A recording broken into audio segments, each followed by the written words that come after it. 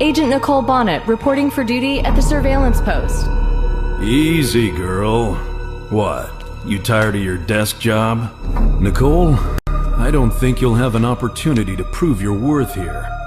You'll have to listen to my friggin' jokes for hours on end. So talk to me about work. I have the first operational task for you. You'll go to the bar around the corner and bring me some coffee.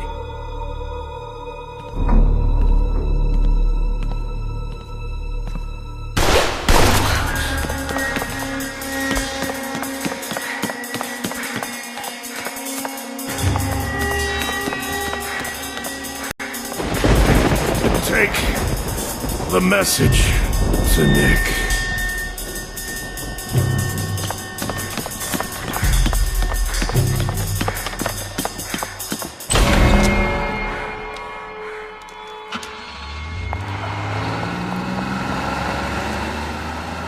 Damn it!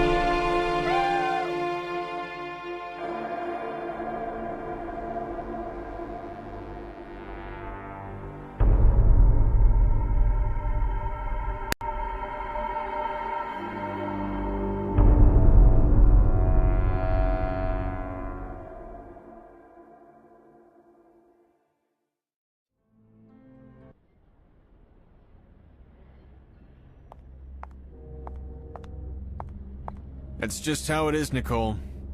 One minute you're stretching your legs, the next you're stretched out on a slab. I just don't understand why he had to die. It could happen to you, me, anyone. It's an occupational hazard. If it wasn't for the stupid coffee, he'd still be alive. Maybe. To be honest, I'm not sure myself anymore. Anyway, I've got to talk to Nick. Ruth, is Nick in? Not yet. That's Nick for you. Never around, always late, hard to get a hold of. Still, he has got a lot on his plate right now. Drugs, fraud, serial killings, all the good stuff. Sure, he's a success, but he's a lousy timekeeper. So it's time he had someone new to do his paperwork for him. Bonnet? Yes? You're it. Roger that. Good. Before you start, though, I need that report. Sure thing. Should I save it on the server? Just bring me a hard copy. You've got 5, and I want you back in here with it. All right, Chief.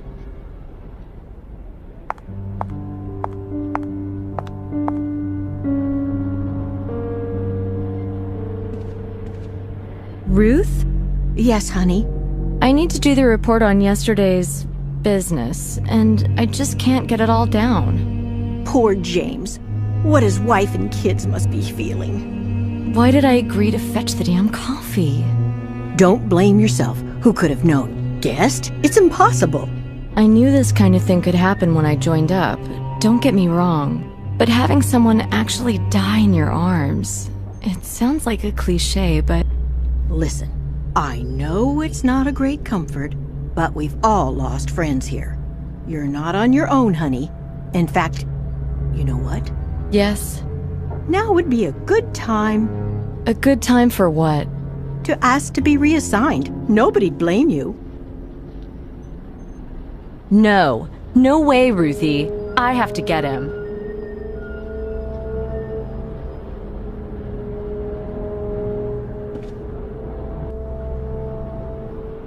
Peace and quiet prevail around here. It's one place at least.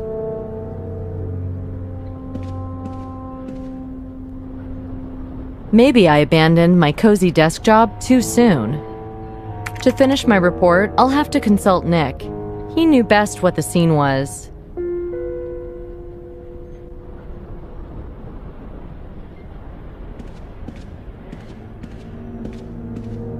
Christ, I can't believe James won't be sitting at his desk anymore.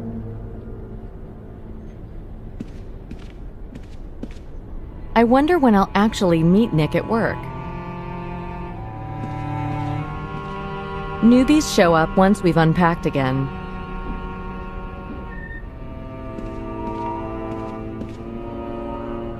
Phone numbers. Aha, there's Nick's.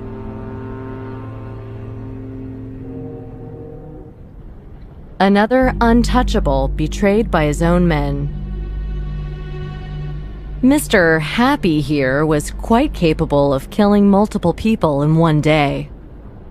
This genial fat ass was the brains behind more than one crooked financial operation. This one was a vegetarian, murdered 2 hot dog men in 2 states in 2 days.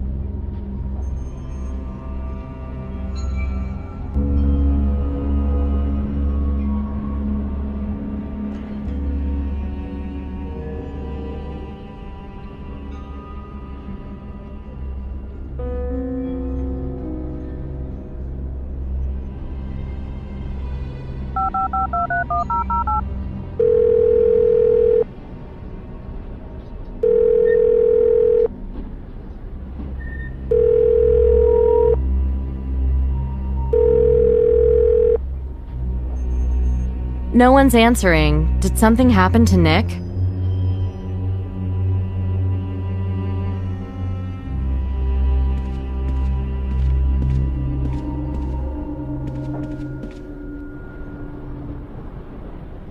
I don't know what's happened to Nick. He's like Houdini. Nobody knows. He hasn't checked in for a week now. What? He hasn't submitted any reports or discussed the investigation with the chief? James always did his reports for him. Nick hated paperwork. Well, before James died, he asked me to give Nick something. How am I going to do that now? Do you have his number? Yeah, from the list on the board. Oh, that one's down in the Hudson somewhere. Wait, I'll email you his new one. Thanks, Ruth.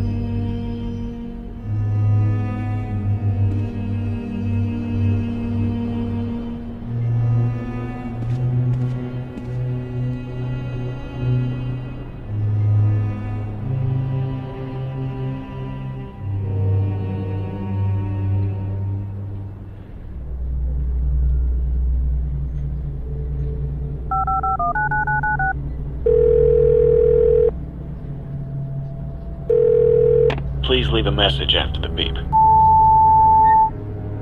Hi, it's Nicole. I've been trying to reach you all day, Nick.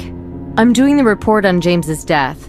His last words were, "Give Nick a message." Just that.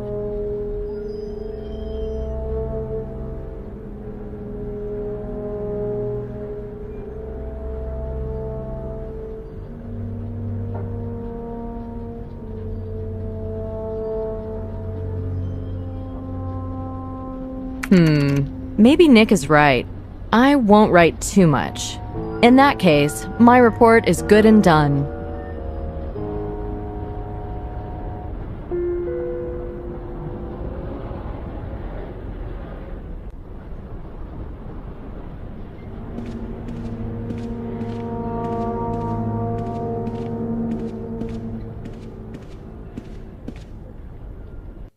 Everything I need should be here.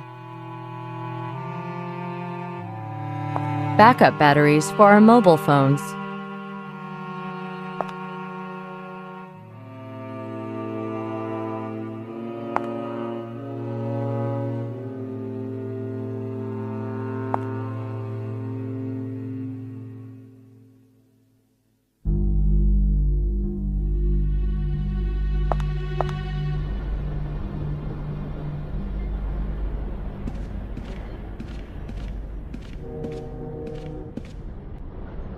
When all the alterations are done, it'll be great working here.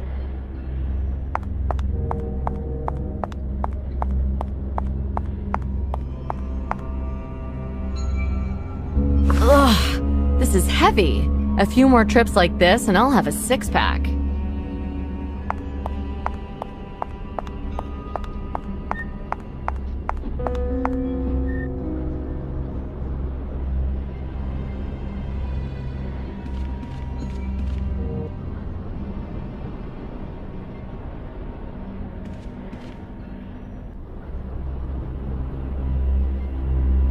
The feeder moved smoothly.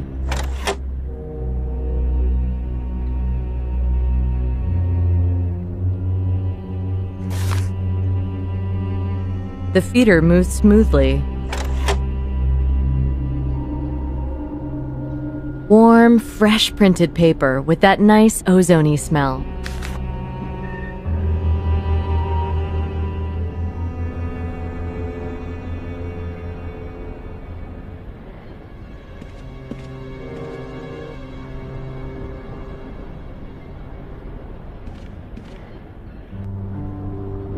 Every time I come here, I get, like, stage fright.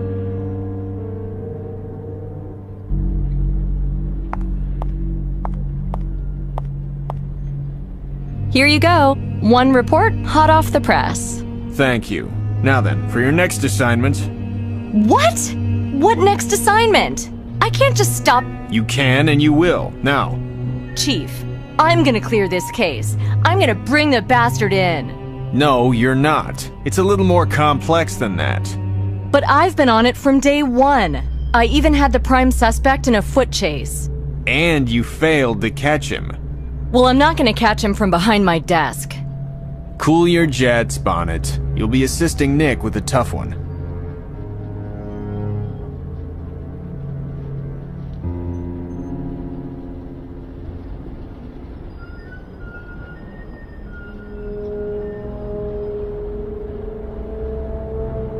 Oh, come on. Shut up and listen. Now then, Henry Fairbanks, engineer. Mark Chestham, accountant.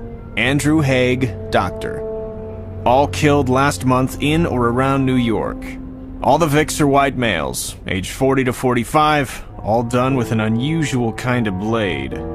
Most likely some sort of knife with a curved edge. We're still looking into it.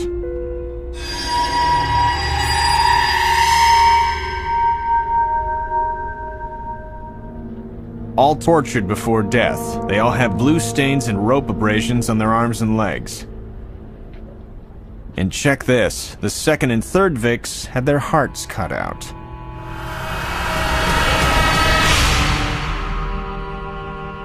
The first guy was probably going the same way, but he had a coronary at some point. Fingernail marks in their palms suggest they were all conscious throughout their ordeals. On top of all that, minor injuries suggest they were probably beaten at some point too. Whoever did this is a real piece of work.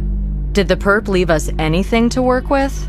No, none of the usual stuff. But in an unusual twist, 16th century Spanish coins were found on all the bodies. Oh yeah? Whereabouts? The first victim had one in his pocket. The second had it under his tongue. The third... Well, you studied psychology. You want to take a guess where the third coin was found? Let's see. The pockets and the mouth are progressively more private areas of the body. The murderer's developing his ritual. At the same time, he's removing the hearts. So, coin number 3's going in. The pericardium. Bingo! You win tonight's star prize. So, he's replacing the hearts with gold coins. That's symbolic of a whole load of messed up shit. Is there any connection between the victims? Not much. Well off, educated, everything's on the server under SK 2007-01. The weird knife had Nick thinking along the lines of ritual sacrifices, Aztecs, Incas, stuff like that. Could be the hearts were used as sacrifices to the gods or some other weird shit. Maybe it's a cult thing. Are there any active cults or sects with a Discovery Channel flavor? Maybe. That's a good point. Follow it up. We could at least determine if the murder weapon was some kind of sacrificial type dagger. Yeah, start with that. Check the file for what we know so far. We've extrapolated some sketches, determined its probable shape, and so on. Okay, maybe I'll find something interesting in the libraries and museums. Yeah, right. Just don't make a PhD thesis out of it. Time is a factor here. I know. Serial killers usually speed up. Any idea when we might expect another present? Yeah, going by his schedule so far, later today or early tomorrow. Christ. Okay, I'll hit the Museum of Pre-Columbian Art first. Anything else I should know? That's it. Now get out there and do it. Bonnet, I'm too busy right now. Unless you've got a breakthrough in the investigation. No, not really. Alrighty then.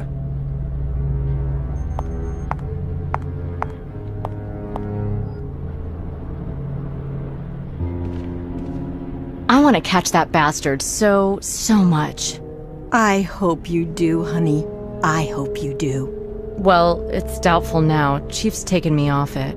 Ah, don't worry. Doesn't mean you won't catch him.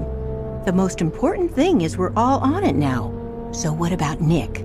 Nick and I are partners on this new thing. Listen, if he comes by looking for me...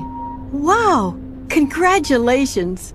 I'm at the Museum of Pre-Columbian Art. You going about the porter? Porter? Yeah, the porter. The one Nick thought was peddling marching powder out the back door. Huh, didn't know that. No, I'm going there to find me a nice juicy murder weapon.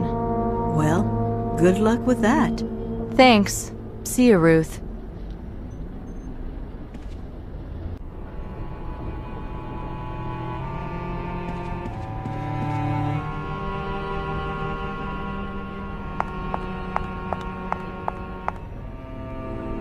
Branch office corridors, currently being renovated.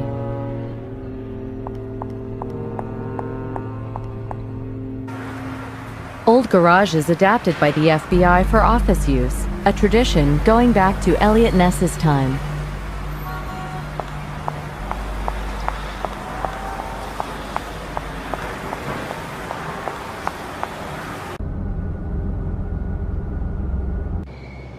Nice Art Deco on the building there.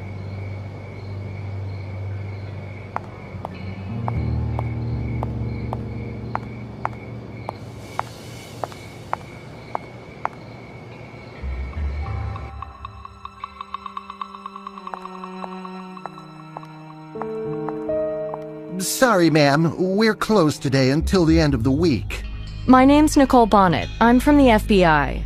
What? Hey, lady, I'm clean. Actually, I wanted to talk with the director. Director Warren? Yeah, he in there? Where can I find him? Straight ahead. He's messing around in the main hall, you know.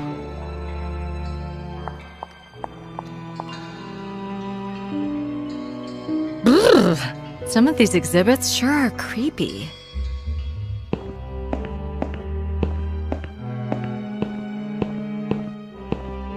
You get used to it. Good morning to you. Good morning, sir. I'm Agent Bonnet from the FBI. You must be Director Warren. The one and only. Might I say how glad I am the Bureau is finally paying attention and hiring more Jodie Foster-like agents. Thank you. Now then, what do you have here in the way of sacrificial daggers and so on? Can I ask why the FBI is interested in pre-Columbian art? Well, the type of knife I just described is possibly part of a murder investigation. Do you know anything about the murderer? I'm not at liberty to comment on that, so could you show me some knives? Certainly, Miss Bonnet. There's a display of obsidian Aztec knives in the main hall. Very old, very beautiful. The priests used them when Cortez was at Tenochtitlan. Fascinating. And they're in the main hall here? Yes, it's a popular display. I think people like to imagine what they must have felt like. Grim stuff.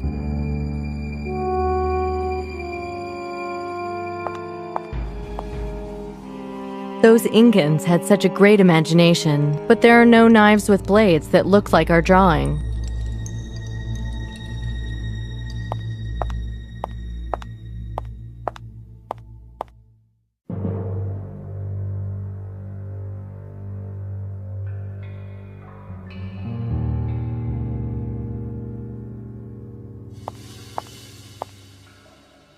Scary looking mummy. Hope I don't end up like that. I'll walk around the museum with this pot, maybe put something out.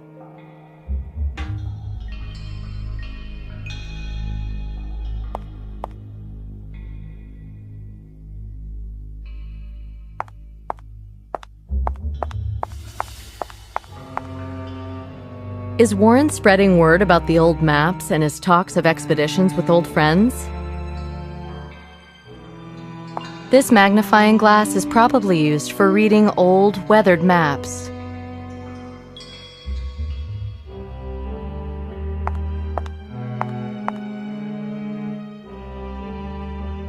It must have been here that they did their scientific studies.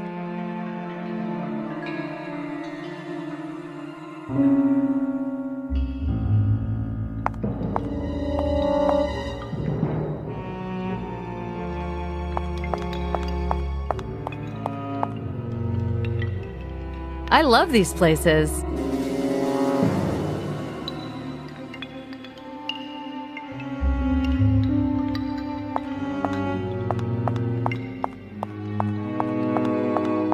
This is potting soil for flowers and small plants.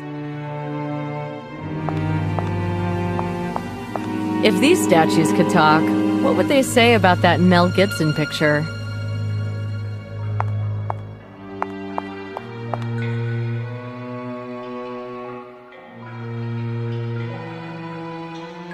I can smell the jungle.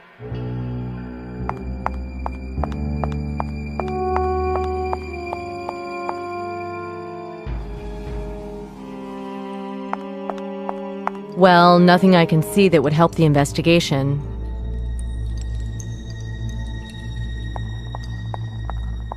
Hey, how'd it go? You talked to the boss? Yeah, but I didn't really find anything.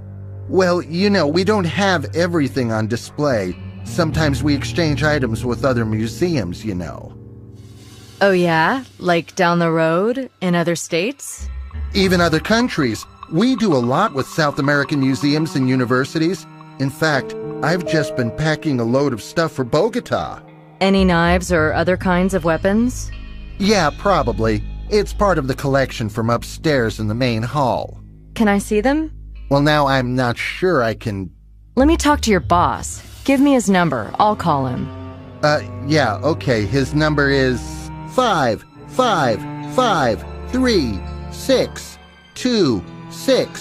555362691.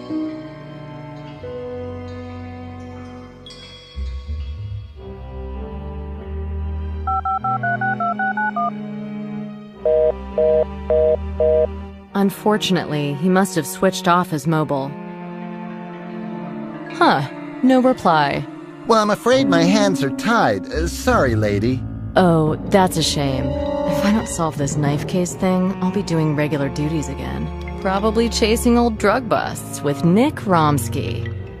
Well, if you just want to look around a bit, I'm sure that'd be, Oh, really? Thank you, sir. That'd be such a help. That's real sweet of you. I won't be long. Yeah, okay. Through these doors here, just don't touch anything, okay?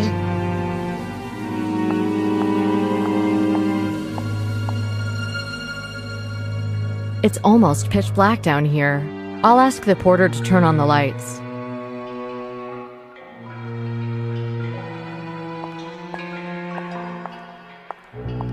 What's wrong with the light down there?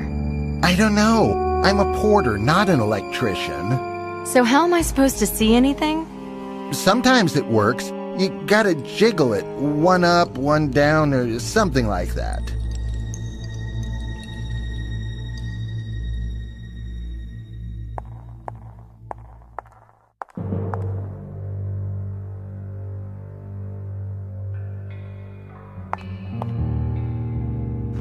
What a relic. It's older than the stuff on display.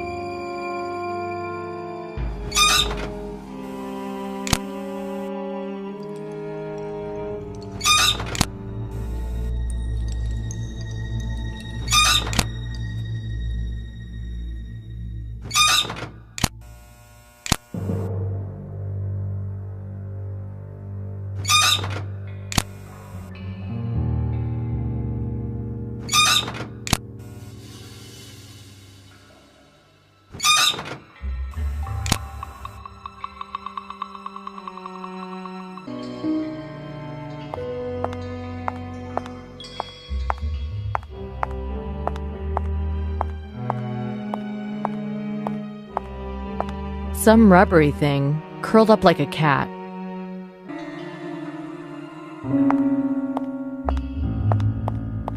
Case? Looks tough, like it's for something expensive. Wow, this is a heavy one. Can't be empty. Flight case type of thing for carrying guns, optical instruments, electronic devices, etc. It's not even closed. Let's take a look.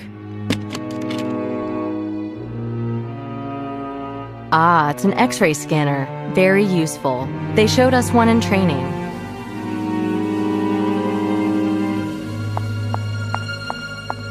Why am I carrying all this crap around? Do normal people do this?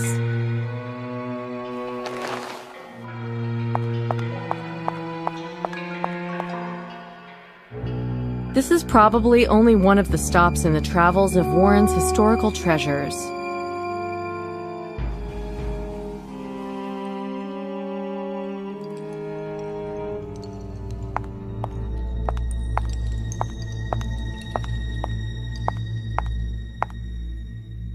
No knives here.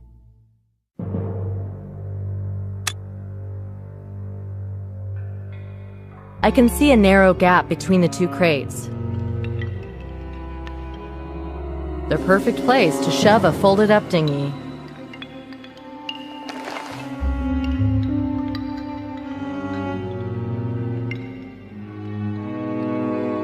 Inflammable pressurized gas will inflate the dinghy.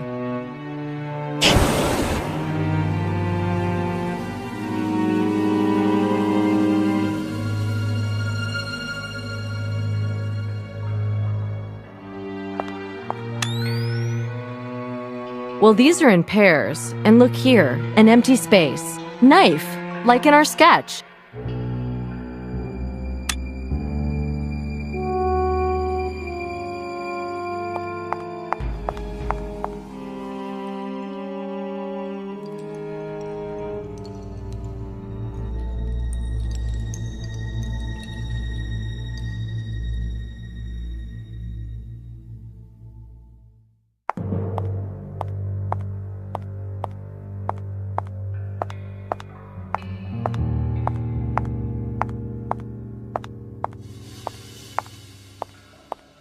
Well, what do you know?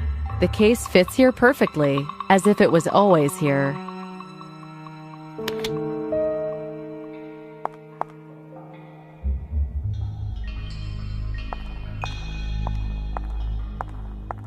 Do you have an inventory for this stuff, or do I need to call the customs agents? Jeez, I knew it would come to this. Here you go. Here's the paperwork. Ha! You see? Right there. 2 ritual knives. Where's the second? I'll have to talk to Warren about this. Sure. Whatever you like. I'll probably get fired from all this anyway. You leave everything in order down there? Just as you left it. You can trust a Fed, right?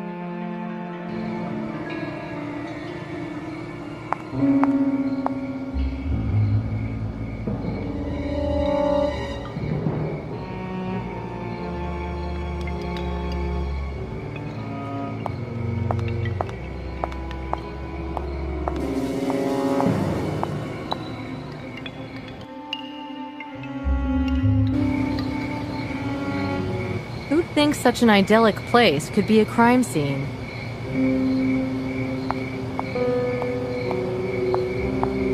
Evening, officer. I'm Agent Bonnet, FBI. Jeff McGregor, NYPD. Guess you got the short straw, huh? Yeah, the investigators already been. Yes, ma'am. Did their thing and took the body downtown. And you're... I'm waiting till the guy with the keys comes and locks up the building. How is it inside? It's a rich man's place. Pretty tidy, though. No sign of a struggle anywhere. And the victim? Killer gutted this guy like a fish, right there on the pool table. Put his heart in the corner pocket. I've seen a lot, but I almost blew chunks at that. Vic must have been knocked out before the gory stuff happened. Guess so. CSI guys were talking about an injury at the base of the skull, but beyond that, I have no idea. Well, thanks, McGregor. Guess I'll go take a look for myself.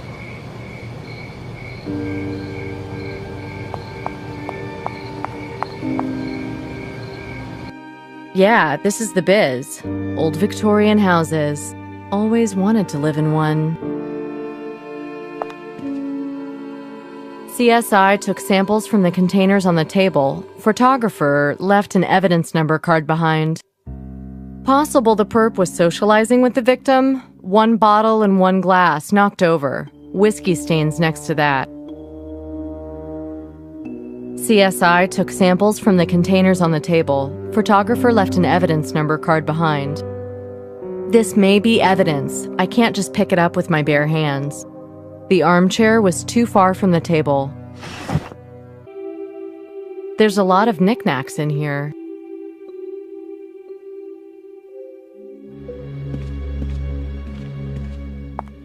There's a business card in here. I doubt it belonged to the murderer. Alan Branford, collector. There's a phone number. Maybe I'll call him tomorrow.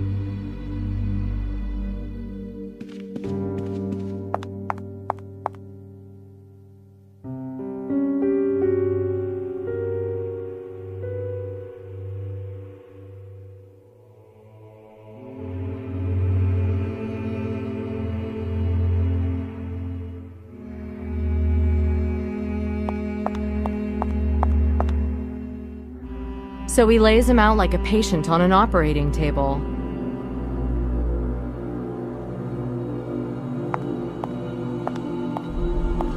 Lots of blood, but no footprints.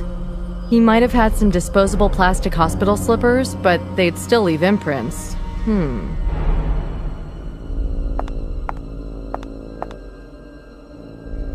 There's still a scent of blood here.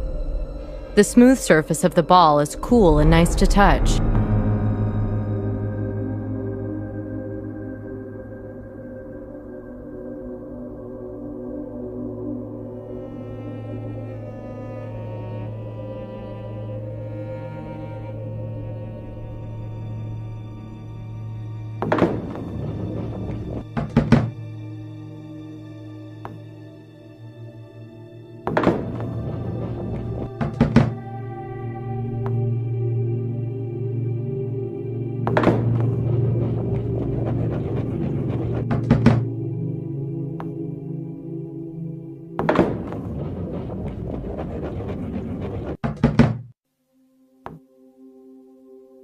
Something blocking the ball.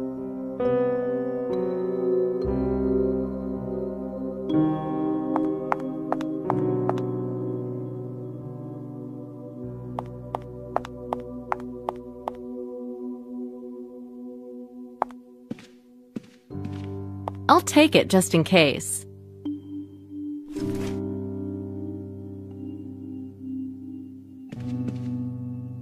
Where are the old school guys? Time has buried them, I guess. Old framed photo.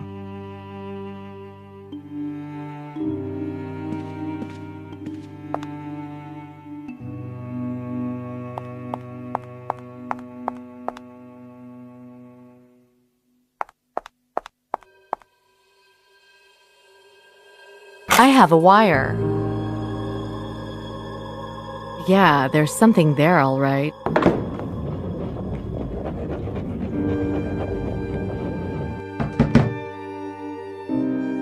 The head of a pre-Columbian figurine.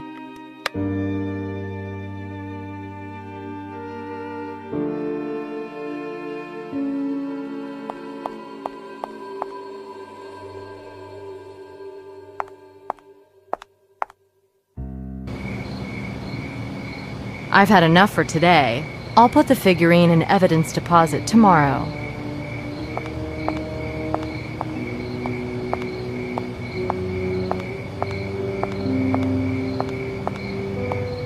Okay, thanks, officer. I'm out of here. You staying on? Hey, I'd gladly go home and hit the sack right now, but oh well. Ah, someone will be along soon. Take care of yourself.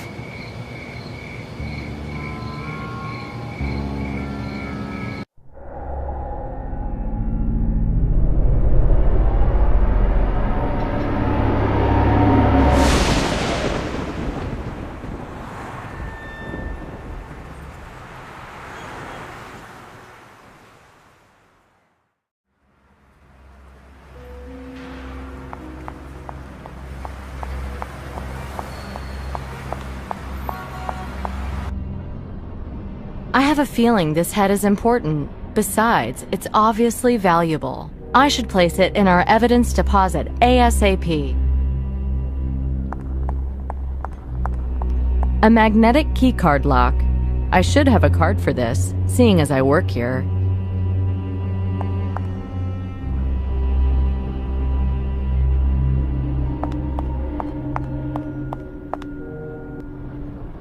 My God, this floor is dirty. Shame Nick doesn't try to cover his tracks like the criminals do.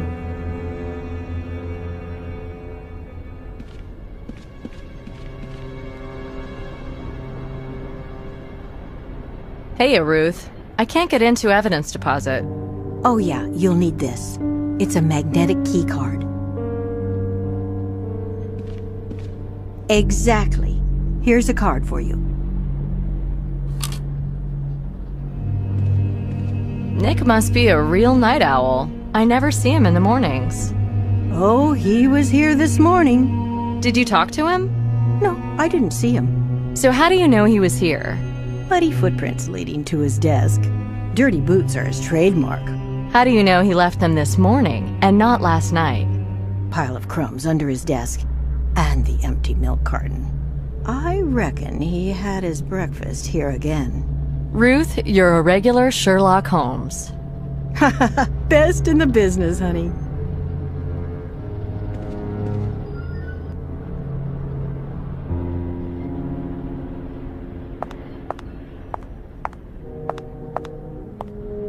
Morning, boss. Boy, am I tired.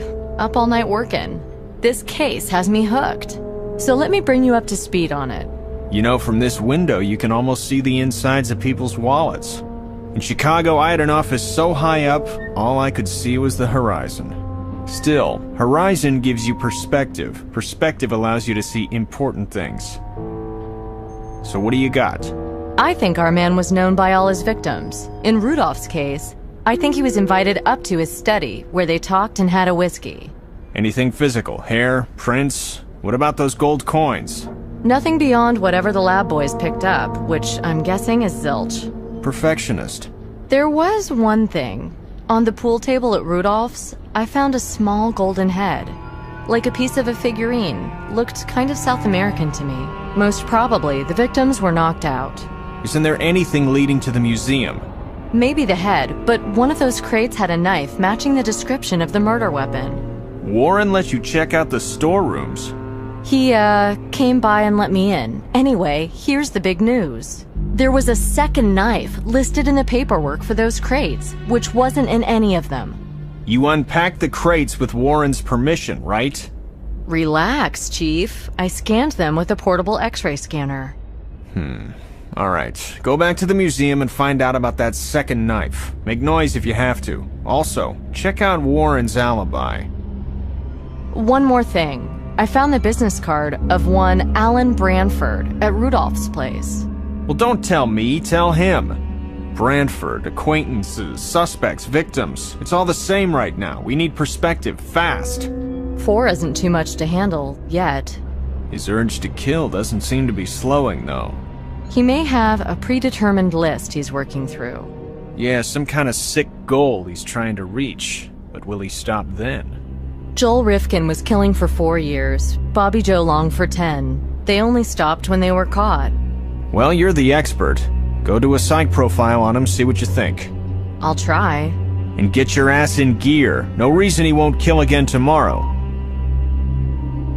Bonnet, I'm too busy right now. Unless you've got a breakthrough in the investigation.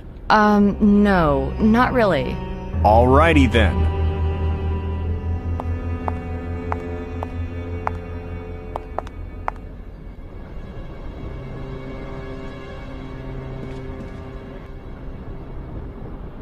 Yep, those tracks lead right to my desk. What was he doing here?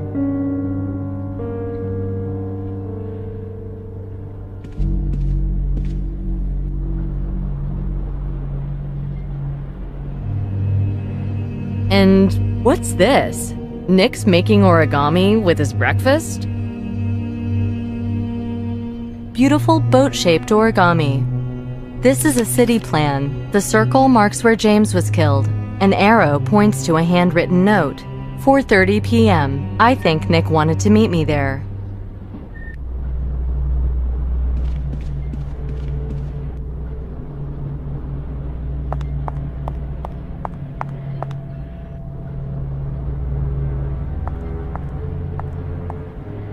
Locked. Enter the magnetic keycard. Hey, presto.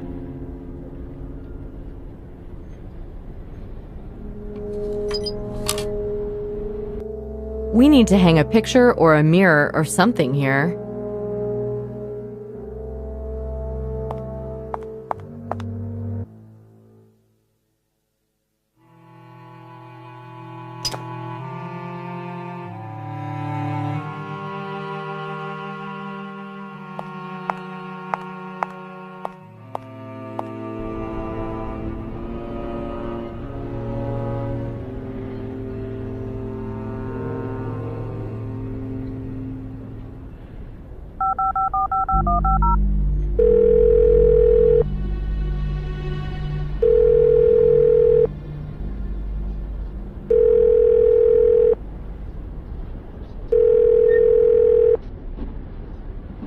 No one there, I guess.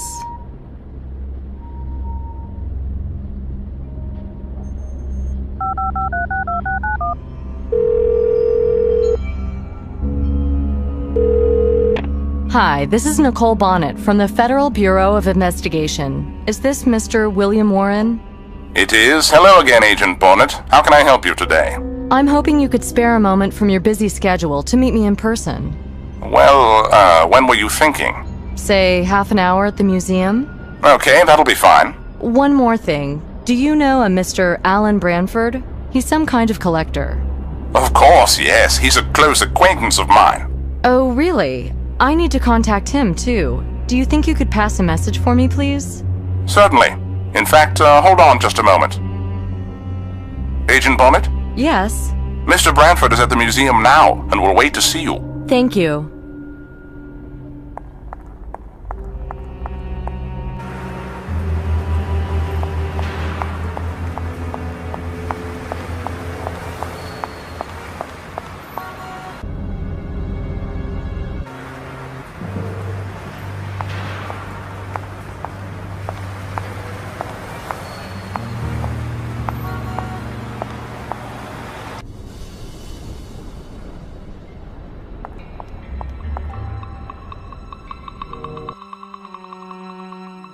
Welcome back.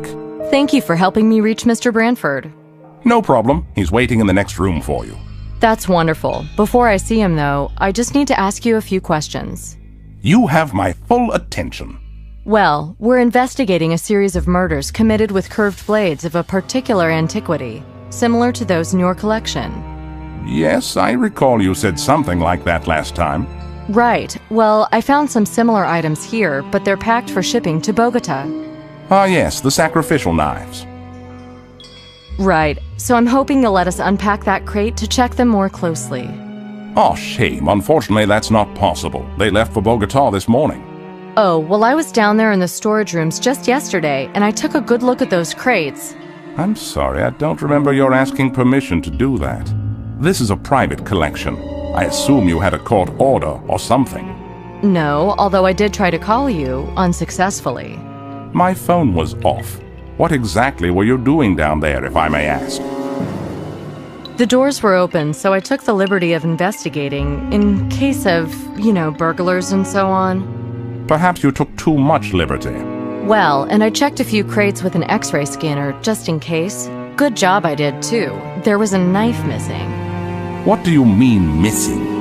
In the paperwork, 2 similar knives are listed, but only one knife's been packed. Well, I'd have to go through the papers myself. Nobody's called from Bogota yet. Thank you for your, vigilance. But I can't help feeling I should ask my lawyer if I should complain to your boss. That might not be such a bad idea. What? Stands to reason that the only missing ancient sacrificial dagger that I know of may well be the same ancient sacrificial dagger used as a murder weapon. Again, last night. What? Again? I'm not sure A Mr. John Rudolph was murdered in his home last night. This must be a nightmare. Ah, so you knew Mr. Rudolph? Tell me, please, how did it happen? I can't do that, sir. Tell me, why weren't you answering your phone yesterday evening? I was at the Philharmonic concert in Lincoln Center. That's why I switched it off. They were performing Rachmaninoff and Prokofiev, if you're interested. Can anyone confirm all this? Yes, Mr. Branford can. Okay, well, that's all for now. Thank you, Mr. Warren. I'm sure we'll talk again later.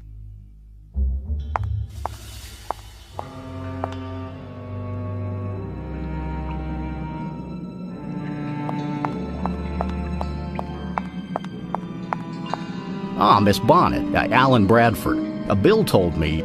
Yes, thank you so much for meeting me. It's very helpful. So, I hear you're a music lover. Yes, indeed. I'm a symphonic man myself, particularly live. You can't beat live music. I was supposed to go to a concert with a friend, but I had to work late. Apparently it was great. The Rimsky-Korsakov performed by the Philharmonic at the Lincoln Center. Oh, yes? Yeah, pardon me for asking, but you're not married by any chance, are you? No, Well, I don't know where your friend was last night, but he certainly wasn't at the Lincoln.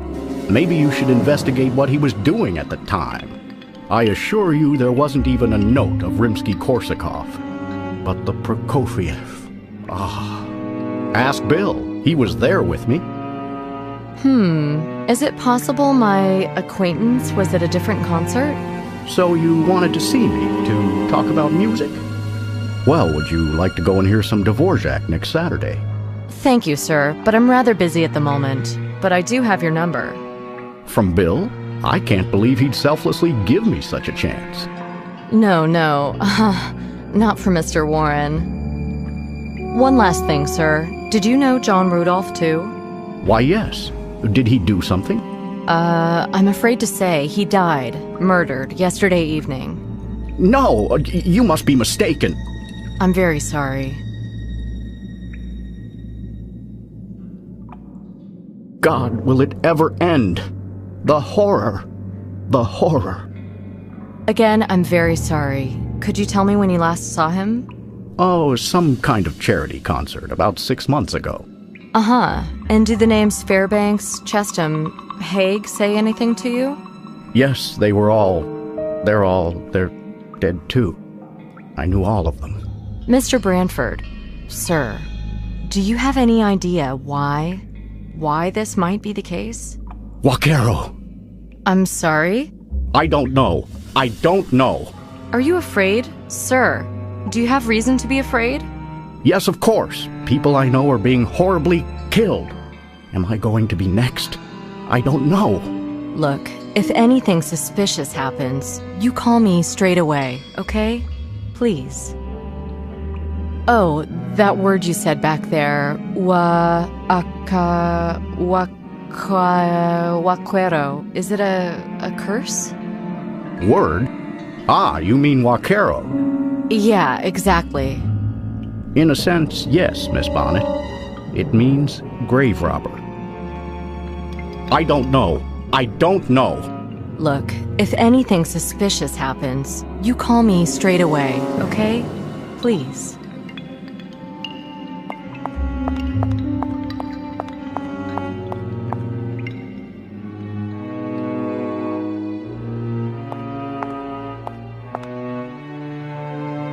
The little guy lost his head, but I think I know how to help him. This time, I must ask Warren. Could I borrow this headless golden figurine for my investigation? What for? It's part of the investigation, sir. Well, I'm afraid I can't hand it over just like that. We have strict rules about this kind of thing. I'll need to see some paperwork first. Okay, no problem. I can arrange that. Will you still be here in a little while? I'll be here for some time, probably.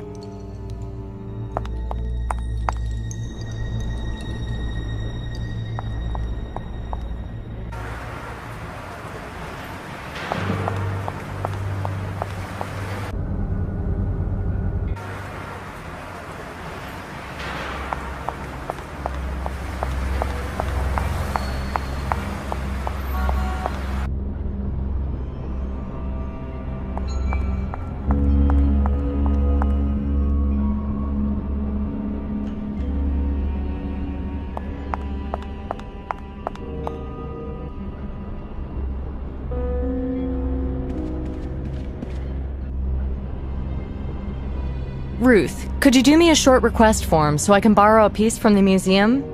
Sure, sweetie. Go grab me the form with the departmental seal from the supply closet.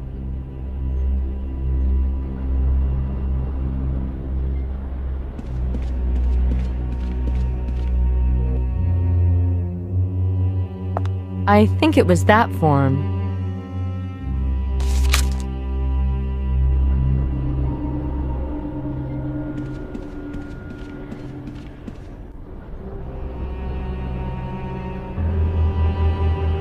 You just need the chief to sign off on it.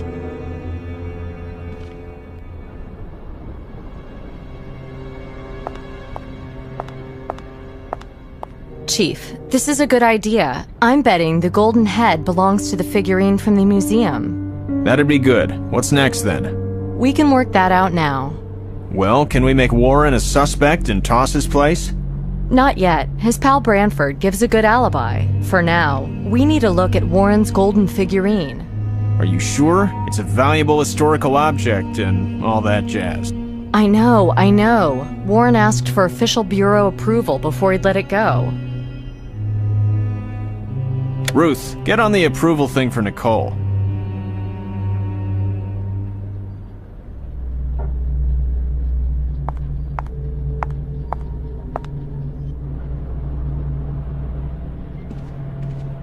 Do you have that document for me, Ruth? Sure do. It's over there, honey.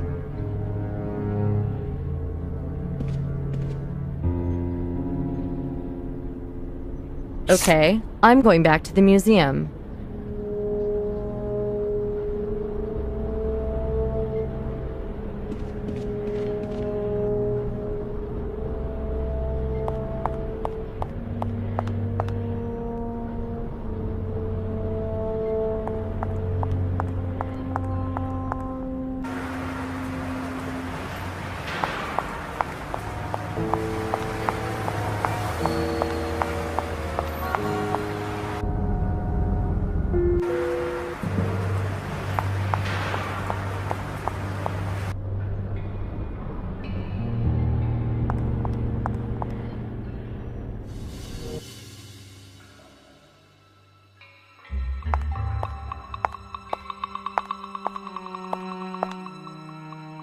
Director Warren, this is an official FBI request to borrow one of your display pieces. Of course. Please, the figurine is all yours, Agent Bonnet. How do I remove it from the display case? The porter will take care of that for you.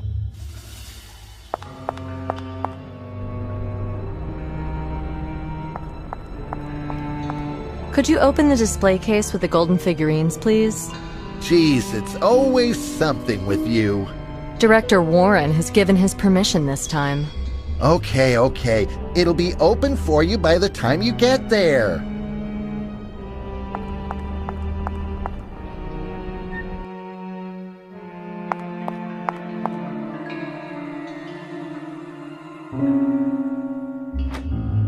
What are the lights blinking? Are we on? Off? Faulty?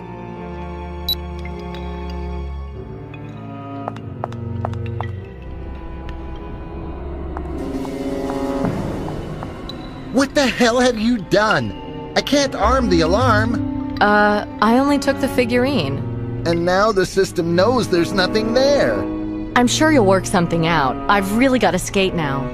Look, lady, you can't leave me alone like this. I need to secure the entire exhibition manually.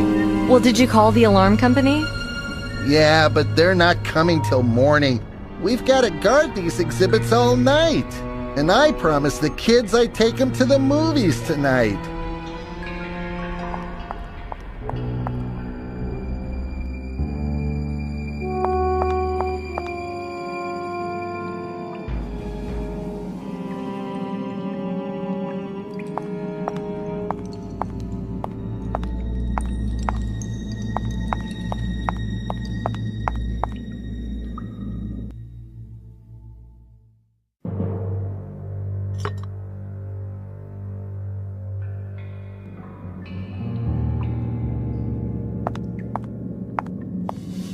I may not be an expert florist, but I'd say this soil could be useful.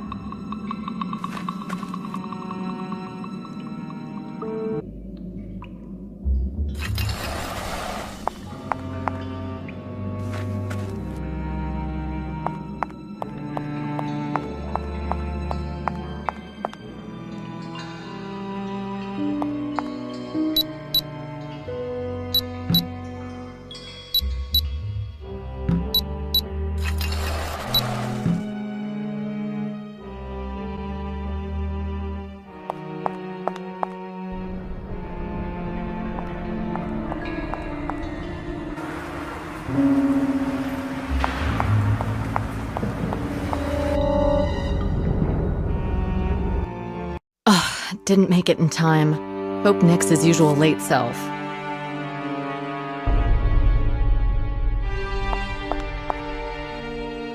What a dump!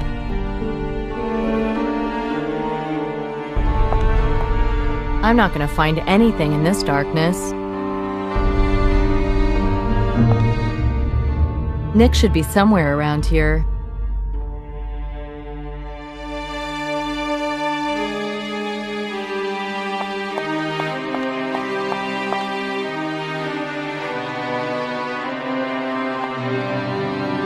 Thinking about what happened here?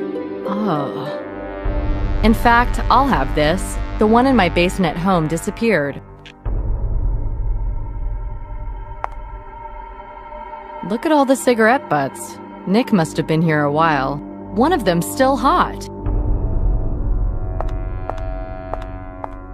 I'll take it just in case.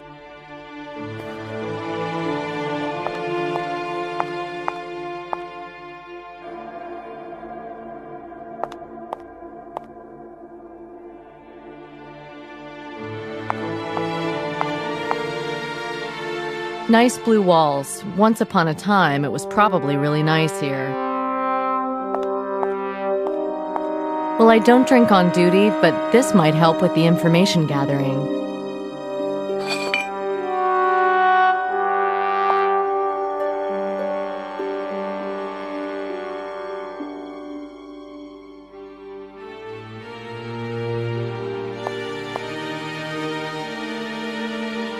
Old, dirty kitchen sink.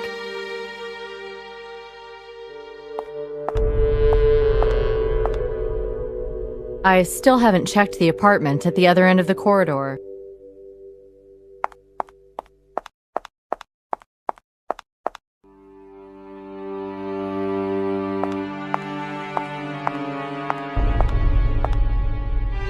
Devastated furniture and empty bottles litter the place.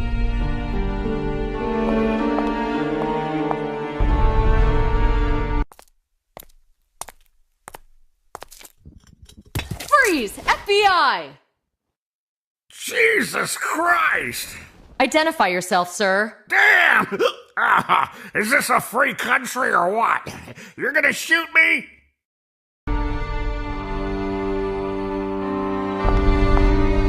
What's your name? Joel Tatum. Do you have any ID on you? Nah. What are you doing here, Joel? Sitting. Down there by the door, there's this tape, says police and don't cross or something. So I'm sitting and not crossing. I think he's drunk enough as it is.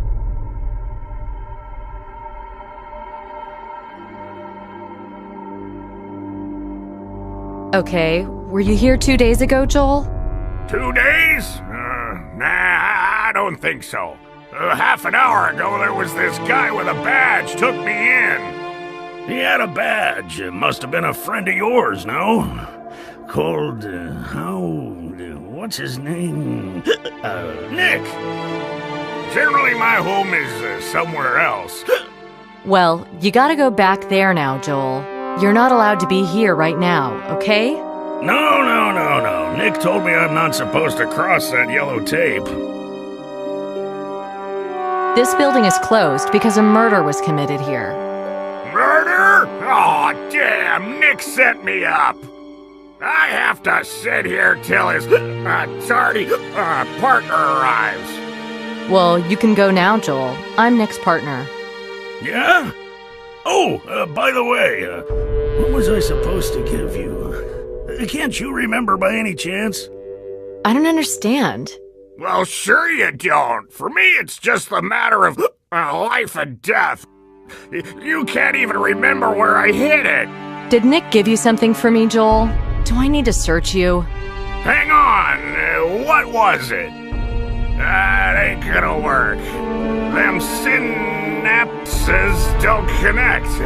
Not enough body fluids. All right, Joel. I've got something for your memory. What's that? Not Jim Scene, is it? I can't stand bourbon. Ugh. All right, Professor. Just do what you need to do. A very useful thing.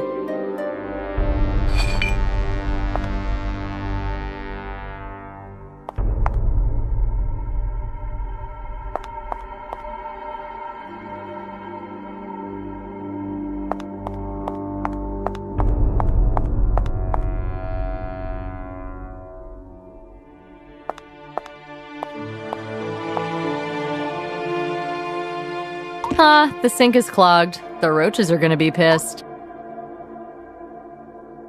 The bottle in the sink looks expensive.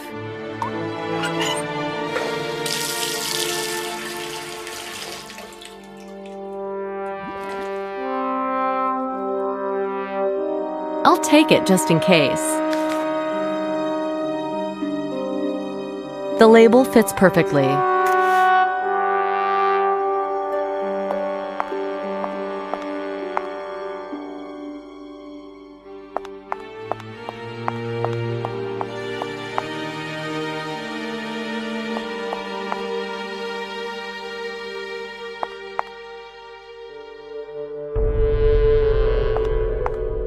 Well, that's real scotch.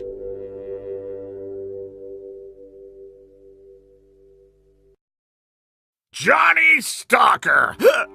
Black Label. How are the synapses now? Connecting! Oh, right here in my pocket. I've got a greenhorn for you.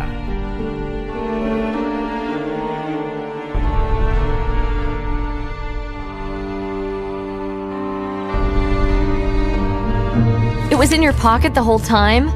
What, was that a joke or something? There's something underneath that fold, some letters. I'll, straighten out the page. Yep, that's Nick's handwriting. James, mobile. Does he mean James's mobile phone? If the beat cops find you here, Joel... Yeah, sure. What was I, Come and visit me sometime in the subway. 181 Street Station, and take Nick with you.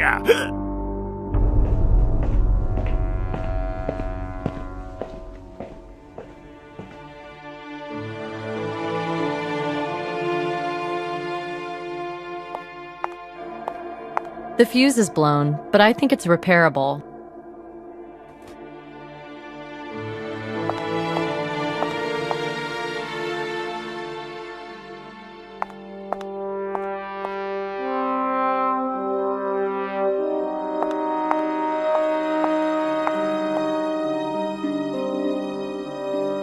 Piece of crap. The wires came out in handfuls.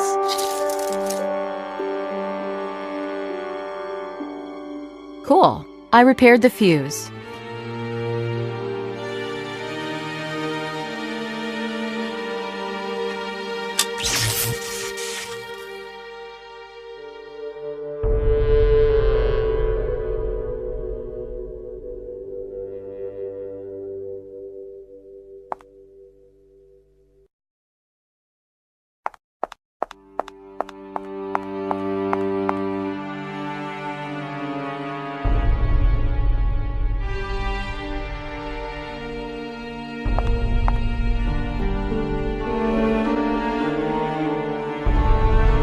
No way I'm grabbing those wires with my bare hands.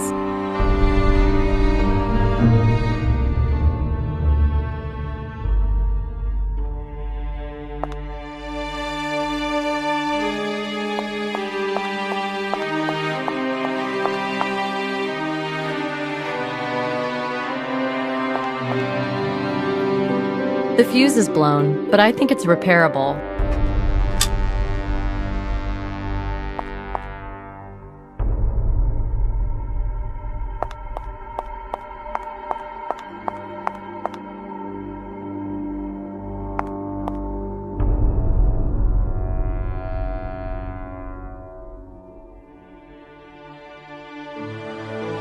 I'll try to turn it off.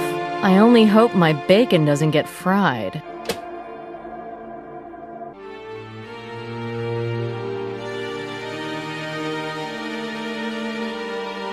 Cool. I repaired the fuse.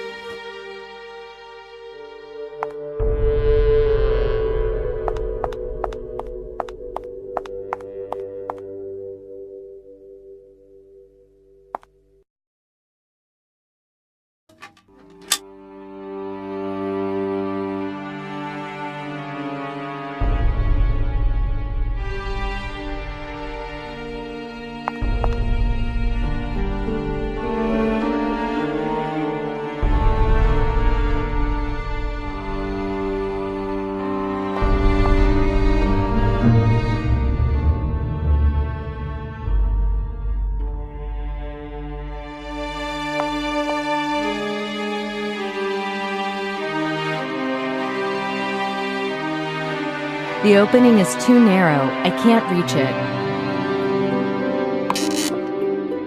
This must be James's mobile. Nick mentioned it. I don't like to leave a mess.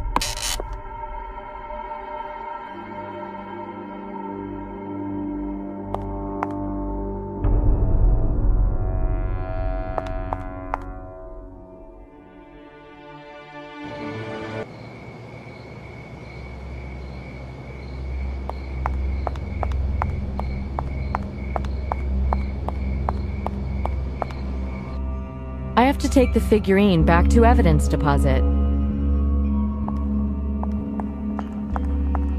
Locked. Enter the magnetic keycard. Hey, presto.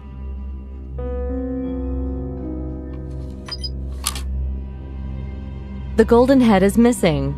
I'll have to look into that.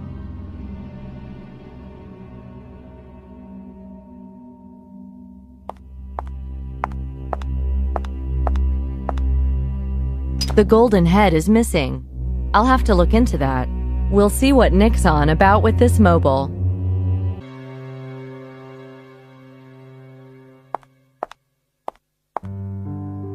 Here's the badge and ID, okay? Irreplaceable equipment.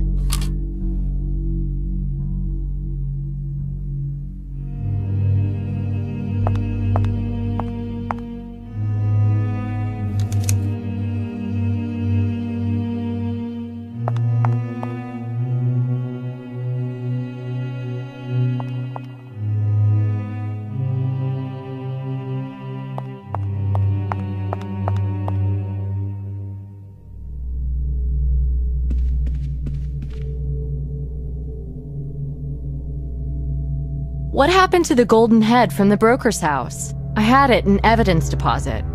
Oh, they took it away for a dactyloscopy. It'll be back tomorrow. The results come back yet? Yeah, it was covered in prints. Your prints. Oh, what the hell was I thinking? They used to teach this stuff at Quantico, you know. Well, shoot. I'm not moving without sterile gloves.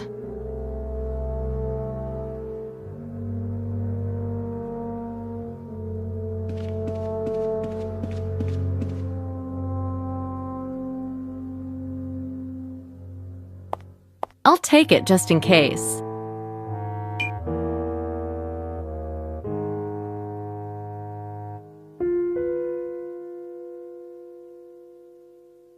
A very useful thing. A very useful thing.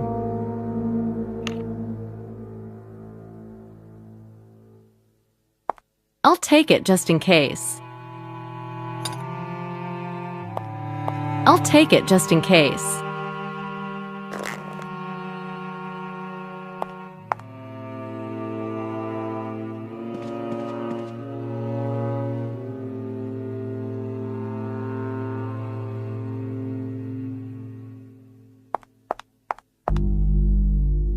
Maybe people'd think twice about breaking the law if they knew how many clues we can pick up with this thing. The blood group and DNA analysis of the other victims. A very useful thing.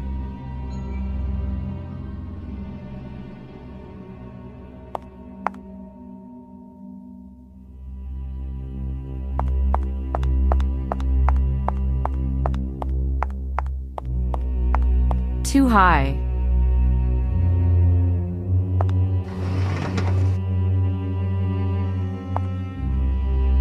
the Gordian knot, after Alexander had had a look. Irreplaceable equipment.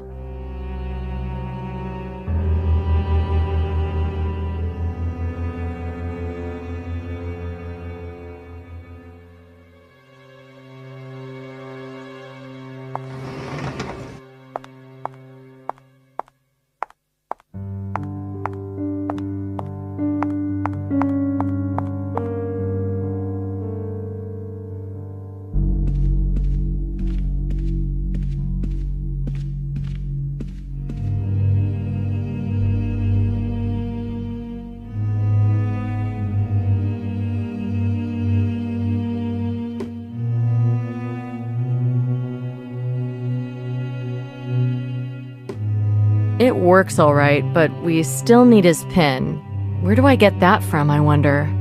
I could call Nick, but really, how's he supposed to know? Doesn't fit.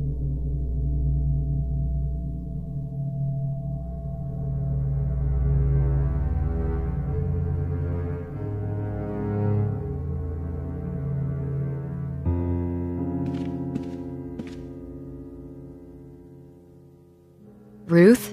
What is it, honey? You need a hand with something? Yeah, and if you help me real quick, I might actually get to bed tonight. Sure. I'll even call your cat. Tell him to run a nice hot bath for you. Haha, no baths, just showers for me. Anyway, I wanted to take a look at James's mobile. But I don't know the PIN to unlock it. Well, you could give it to the tech boys.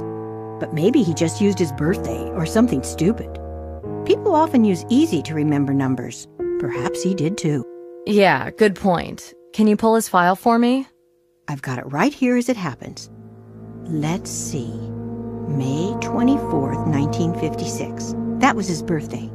Thanks, Ruthie. I'll go check it out now, see if it works.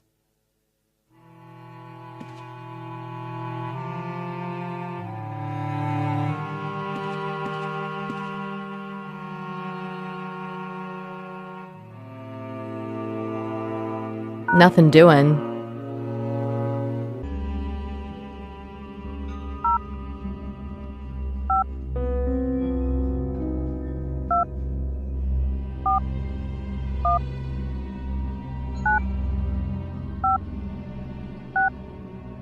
What other numbers would James know better than his PIN?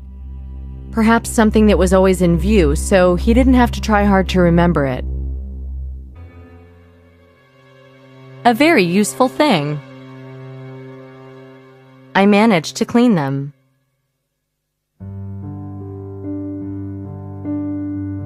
Number XFAD 8673.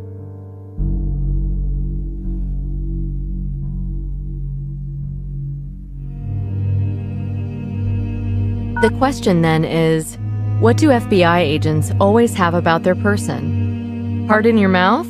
Need some Dutch courage? The answer, then, is his badge and his gun. Let's have a look at his ID number.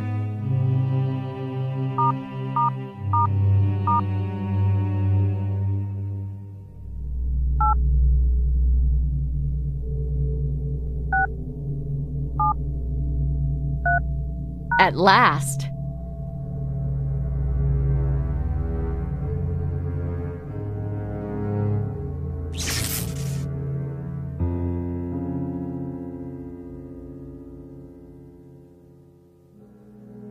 What do we have here? The victim of a dark, gloomy photo. We need to prepare it for inclusion in our database.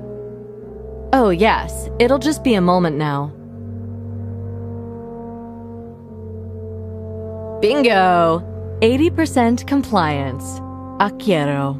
Suspected of armed robbery, but we couldn't make it stick.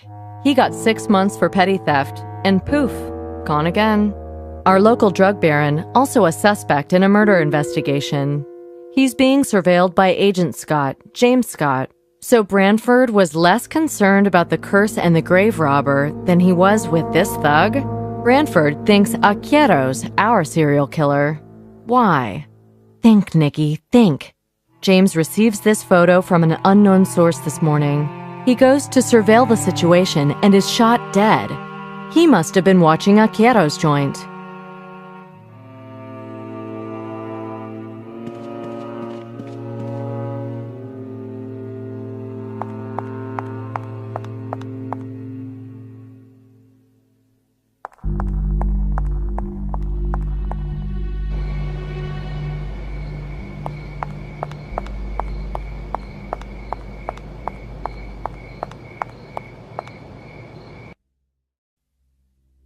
The time when this place buzzed with life is long over.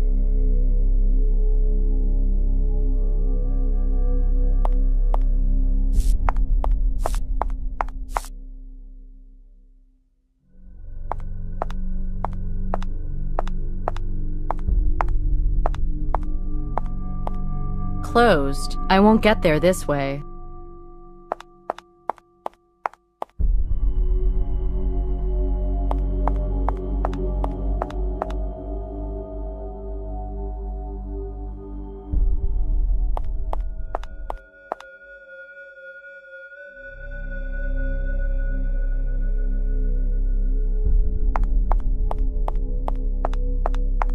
A solid piece of iron.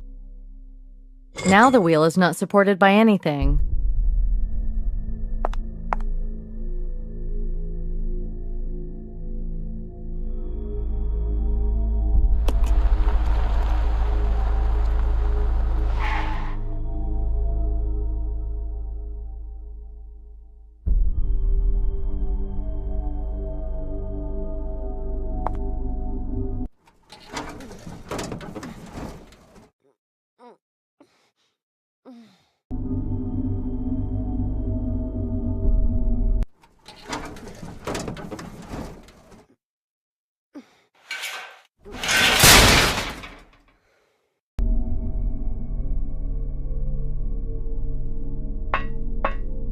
The window is closed. There's someone inside, and what if I put my ear to the door?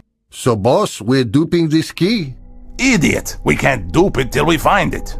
Well, it ain't nowhere to be found. That's no good. Look, I don't have time for this. The little one's arrived already. So, shall I go look for it? No, it may already be in the hands of the cops. Anyway, we need to get the hell out of here. Look, boss, I can understand gold and jewelry, but, like, why lug all this old trash around? Shut it, you moron. You think killing you where you stand would be a moral dilemma for me? Ah, relax. You think I don't have a soul? My Indian spirit is over there, nesting in those shells. You're not a gringo, don't you get it? Yes, boss. Sorry, I just thought we were exposing ourselves, is all. Enough. Pack this stuff up. And don't forget that old knife in the drawer. When I return with the truck, I'll call you to come down and open the door. Then you can load the stuff. It's not this combination. The single working air conditioner in the whole place. Ha! Now you'll stink instead of freezing.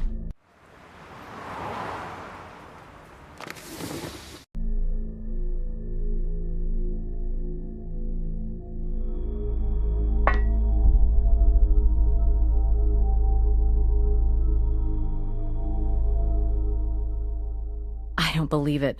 I'm in the belly of the beast.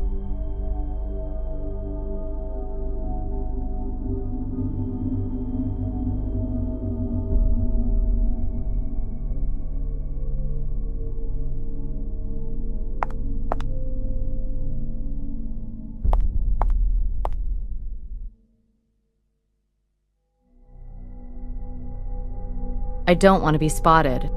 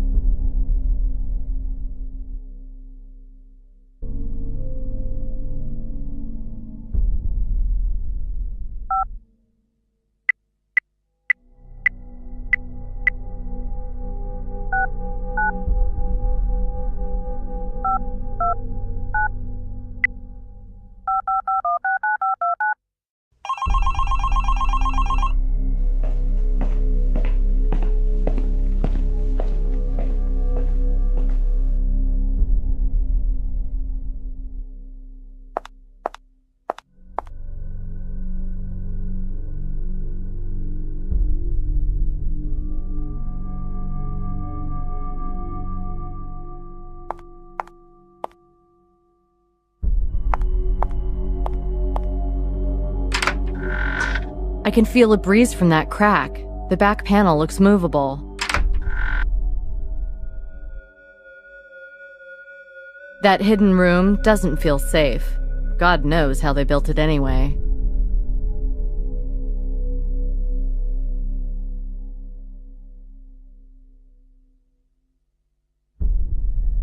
Cheap reproduction in a ruined frame.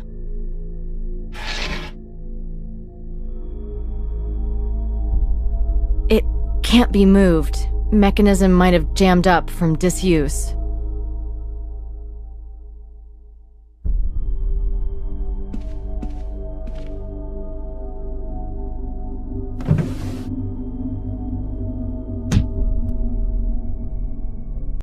Nice gadget. I'll take it. You're not going to need it anyway. Well, Doc, is there anyone here with you? No? Are you certain? Enough! Go out and check around. So you're here all by yourself. Tell me, what do you have against me? We know everything. Then we have nothing to talk about. They will find you eventually, stuffed in a barrel on a dock somewhere, without a face, and no perfect white teeth. Listen. I found the bloodstains at the rooftop exit. Even after scrubbing, they'll still be visible with the luminol. But I know how to hide them completely. You will show me? I'll show you. Don't want to upset my dentist. This I must see. The stairway to the roof? Yes, the second and fifth steps from the top.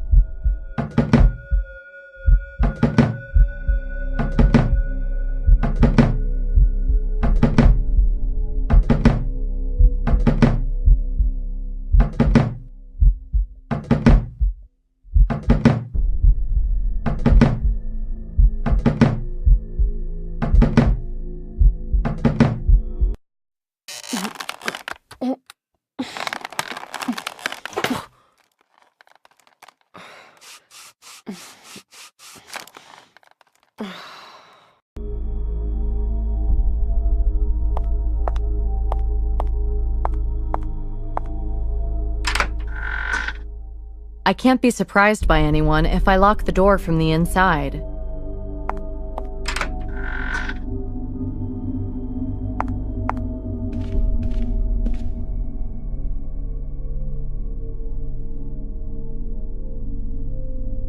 The luminol will make the traces of blood visible, even if wiped or smeared.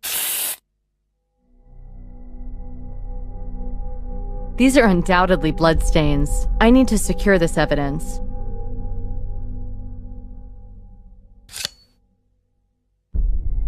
Akiero's knife may carry biological evidence.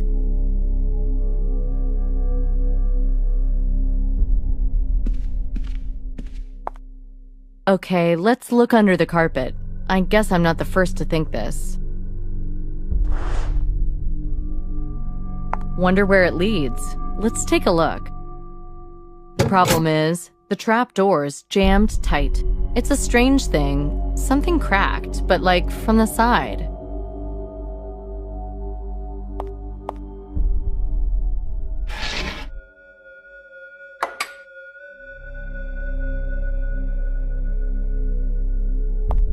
Wonder where it leads. Let's take a look. Ah, a secret passage. Cliché upon cliché.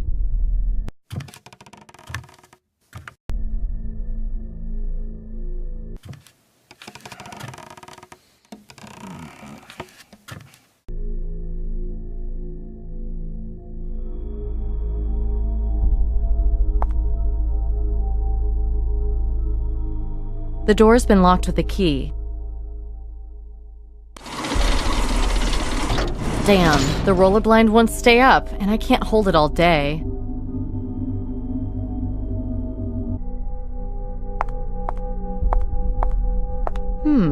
I wonder what's inside. Oh, money. I don't want to take someone else's money. I think I can borrow 1 coin. Nothing like order. At least nothing will get lost. Of course, can't be stealthy carrying a tinkling can.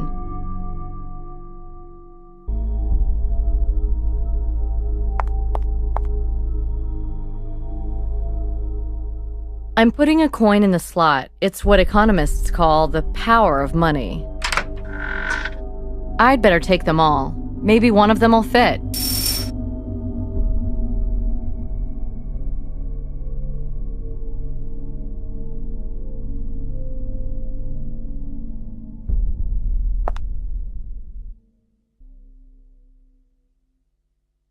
It's going slowly.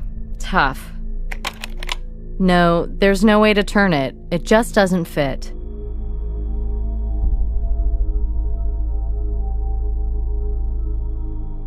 It's going slowly. Tough.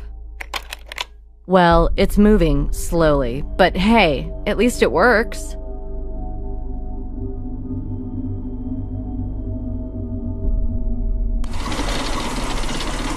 Damn, the roller blind won't stay up, and I can't hold it all day.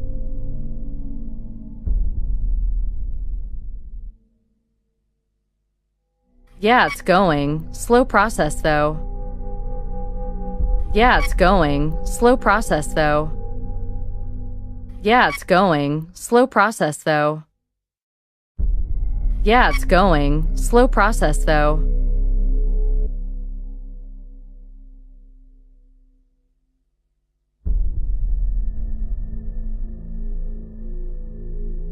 Why isn't this working?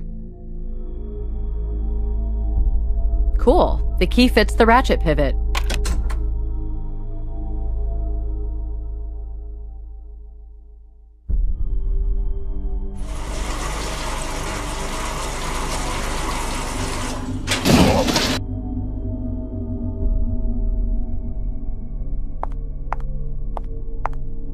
Thanks for the gift, Mr. Thug.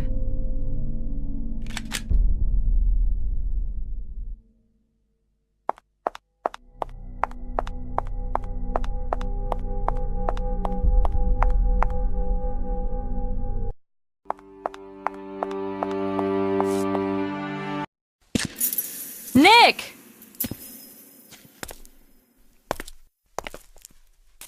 FBI, you're under arrest.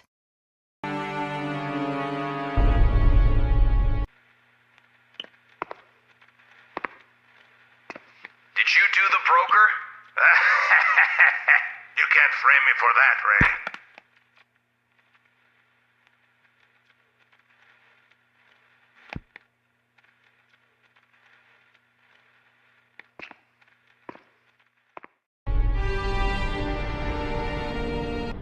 Hail the conquering hero returns! Ruth, are you okay? Come on. Nicole, honey, all of New York is talking about your success. There was nothing about it in the papers. There will soon. Even Chaser said you were the big cat in the jungle now. Come here, let me inspect you before the chief grabs you. They say those shitheads down there really worked you over. Ruthie, is it very obvious? Oh, it's not so bad. Young bodies heal quickly. Well, it hurt like hell. Those bums really know how to show a lady a bad time. Nicole, honey, I have an eye for people, and I can tell you're a great gal with all the right stuff. So mind that cute little tuckus of yours and watch it doesn't get shot off.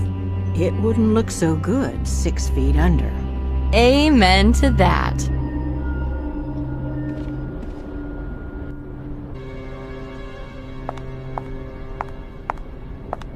Excellent work, Agent Bonnet. But you went shooting off without any backup, damn it. Just like Nick. Was that a compliment? Don't count on it.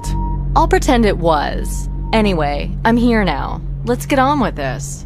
Okay, Huacaro's going to be tough to break. We need to be 100% where he's concerned. Our chain of evidence has to be absolutely solid, as it may be the only thing we can tie him down with. I'll run a comparison on the blood on the knife I found on him. His defense team will no doubt question the legality of our entry. And the beating, too. Nick certainly didn't do us any favors there. I didn't approve of it. Well, what else could you have said? Thanks, Nick, but he looks fine as he is. Come on. Huh. I think Nick's got Vaquero in mind for James's killing.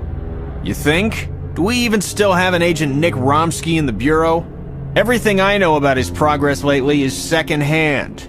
Too much I think, maybe I heard, nothing concrete. Not even a decent written report. Bonnet. Yeah? You're our best chance. Get out there and make it happen. Go!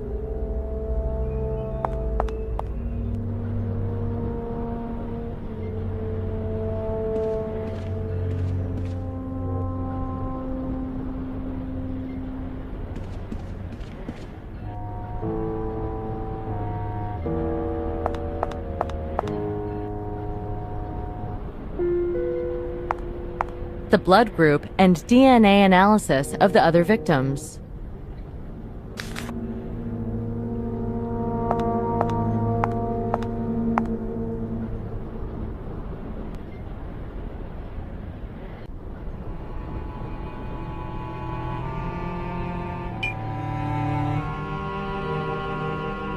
I'll take it just in case. Enough for a small sample.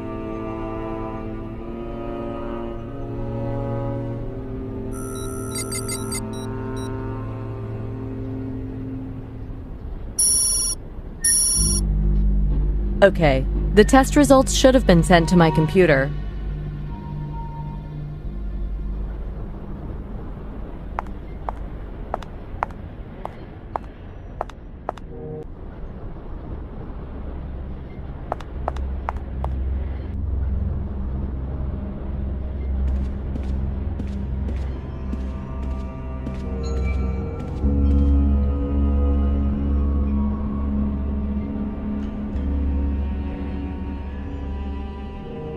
Henry Fairbanks' blood is all over this knife. Gotcha, kiddo. Gotcha.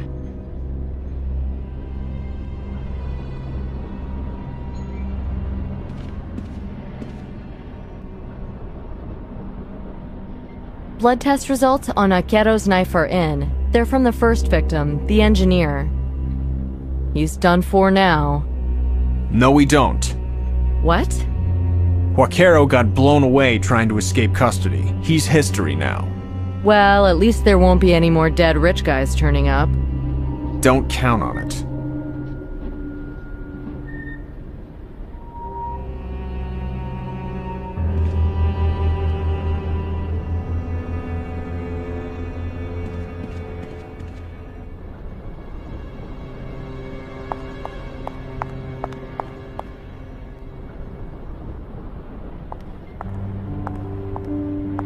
Locked. Enter the magnetic keycard. Hey, presto.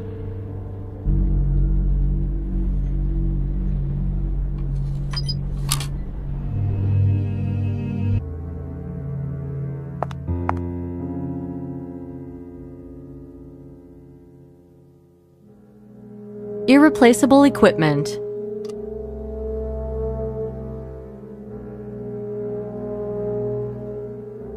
Unfortunately, he did not save my older colleague's life.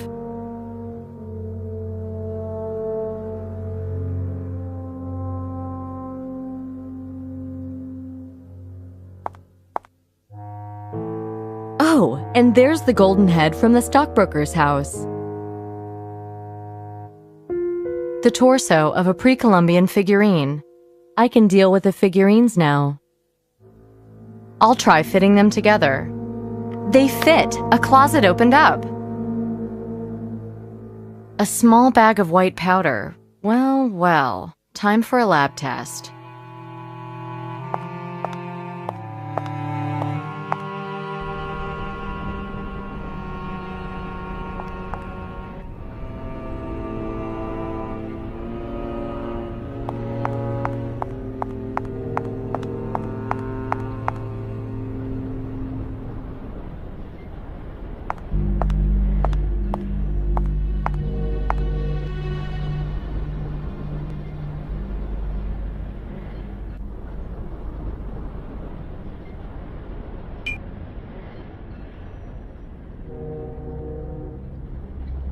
Irreplaceable equipment.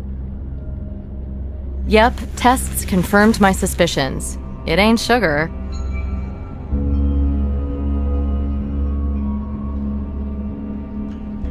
This device is used for making other measurements.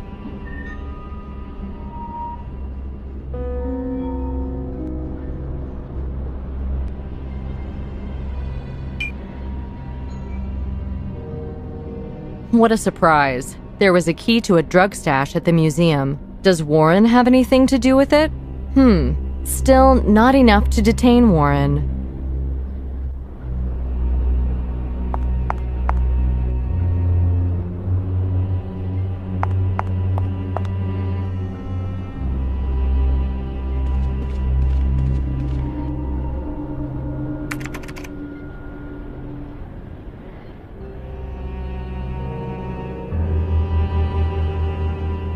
Try to get something more from this photo. A few extra filters and a dark room in the background, like a cellar or storage room. There's a column supporting an arched vault, which means it's an old place. Fan on the ceiling, some other bits and pieces.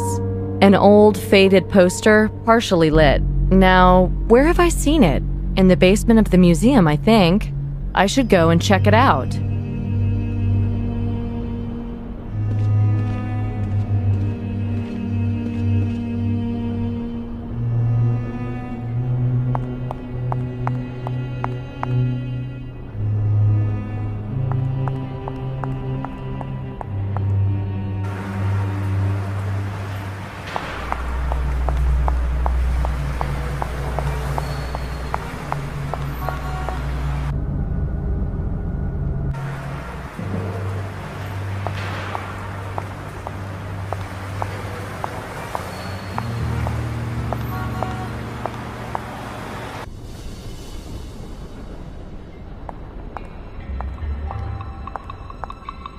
The boss ain't here.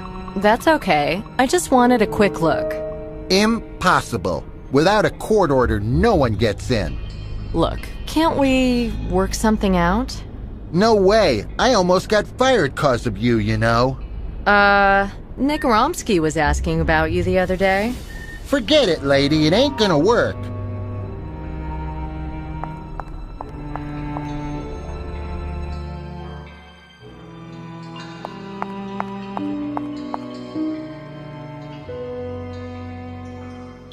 A very useful thing.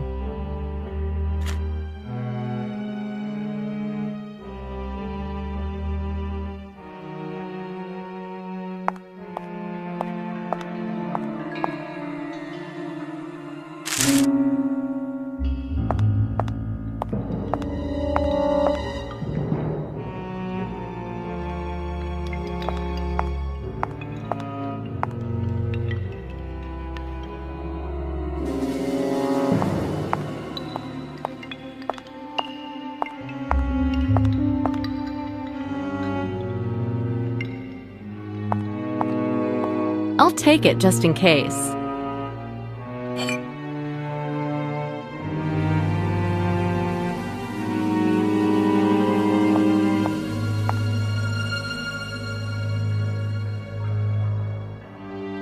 This magnifying glass is probably used for reading old, weathered maps.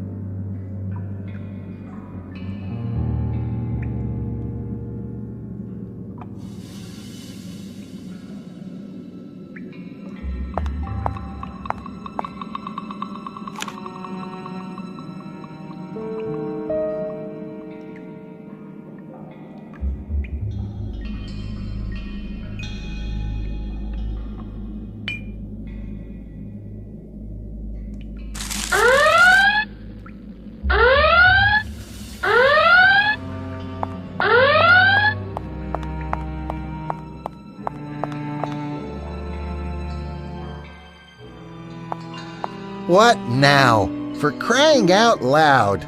I was just looking at this beautiful thing when the alarm went off. All right already. Don't leave until I've done a round of the entire floor. Okay, I'll just guard the entry then.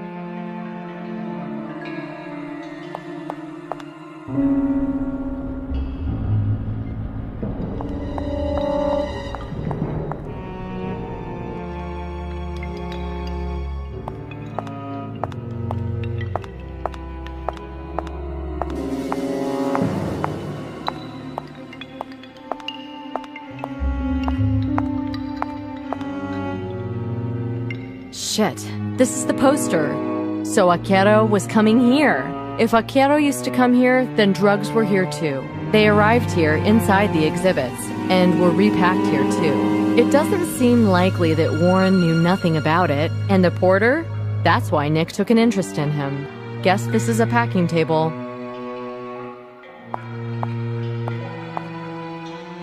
It looks like James was also interested in this cabinet. There was white pollen on them.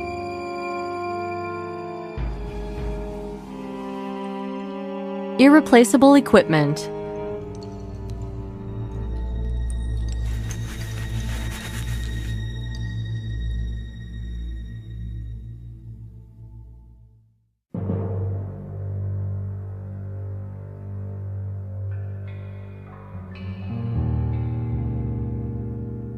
It's a message from Nick.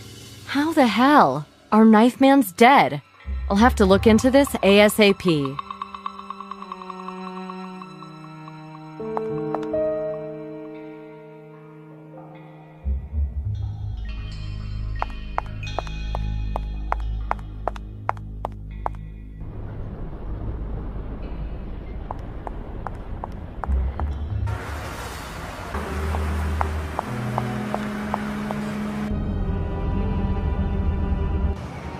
The 181st Street subway station. It was to here that the bum invited me. Could he murder? Nah, he's more the victim type.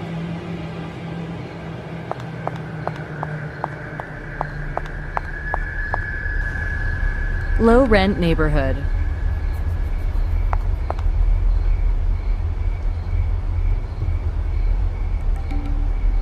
Can someone open up for me?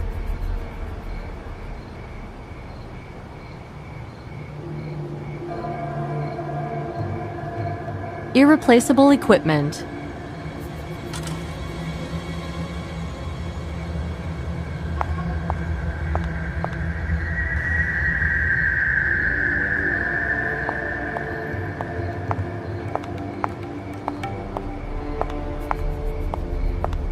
A very useful thing.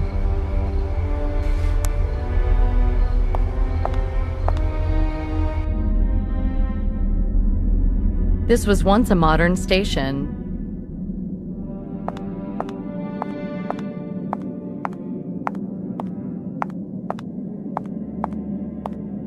Hi, Jeff. What have we got here? Same as last time. Am I Mr. Lucky or what? Gutted? Yep. Wasn't such a surprise, though. First time I saw a mess like that, I lost my lunch. Now I see it and think, what's for lunch? Nice. Real nice. So, who found the body? There was some guys in renovating the place. One of them. He know the Vic? Don't think so. Okay, let's take a look here. Okay, that'll be fine.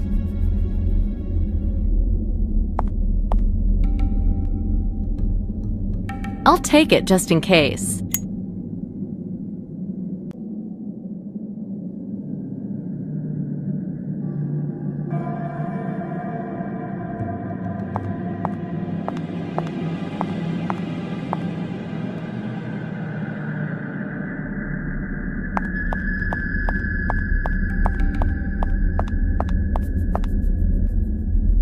Workman's tools left behind. How handy.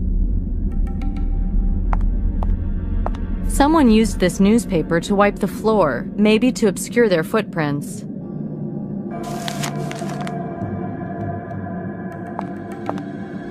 A very useful thing.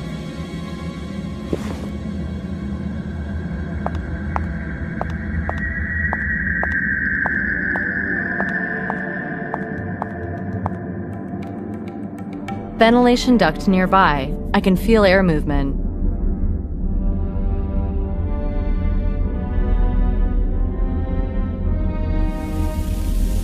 Well, that was stupid.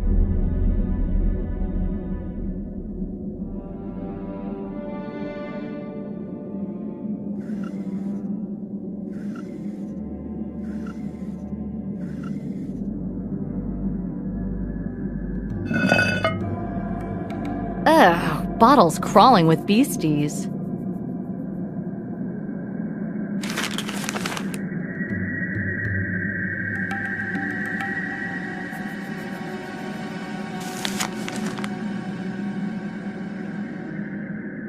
Now it should light up. Now it should light up.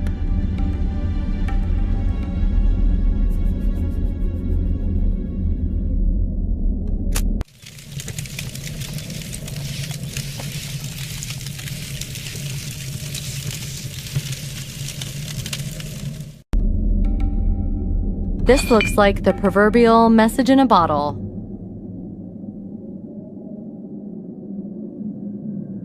Message in a bottle.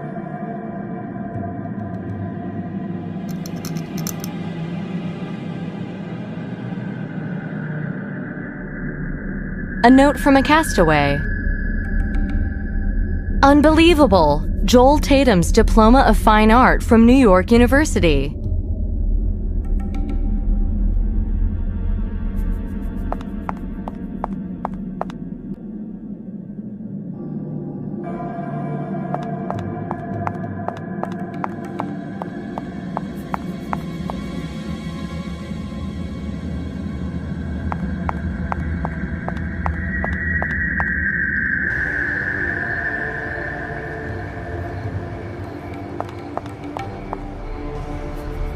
This building's glory days are long gone.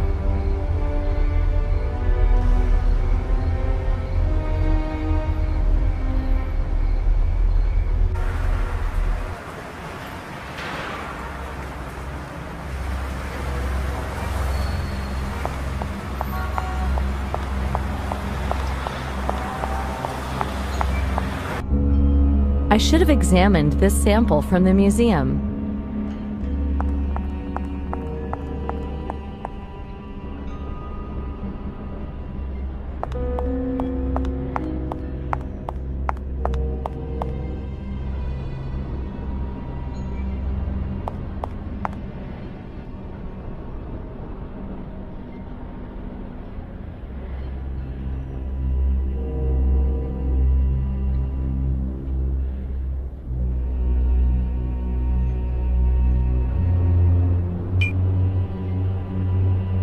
Looks like the museum was spreading more than just knowledge. I want to search the entire museum. The chief could help with the search warrant.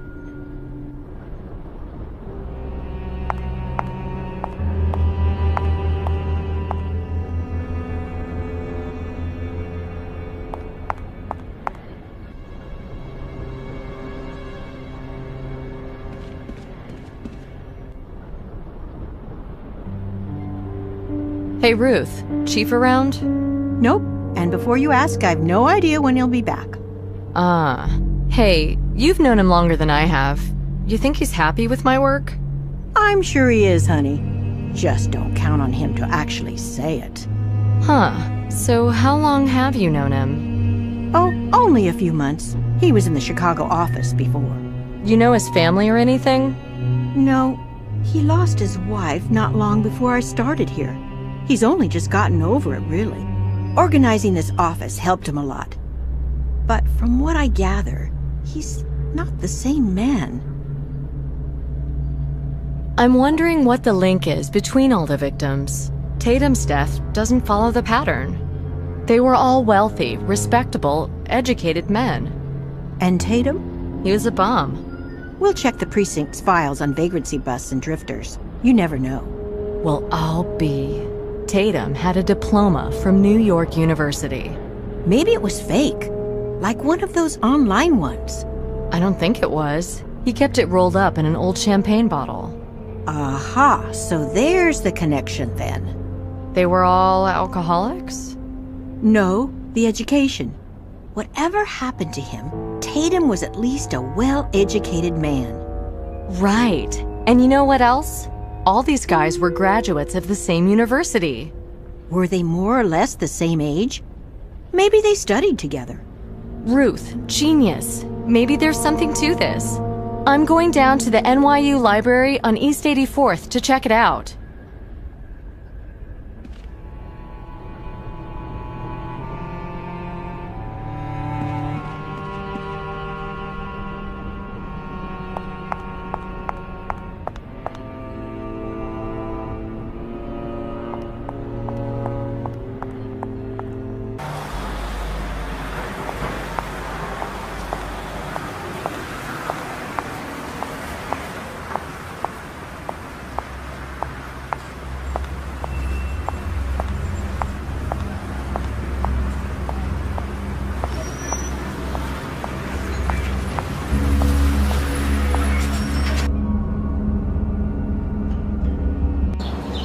Respectable walls in a respectable library.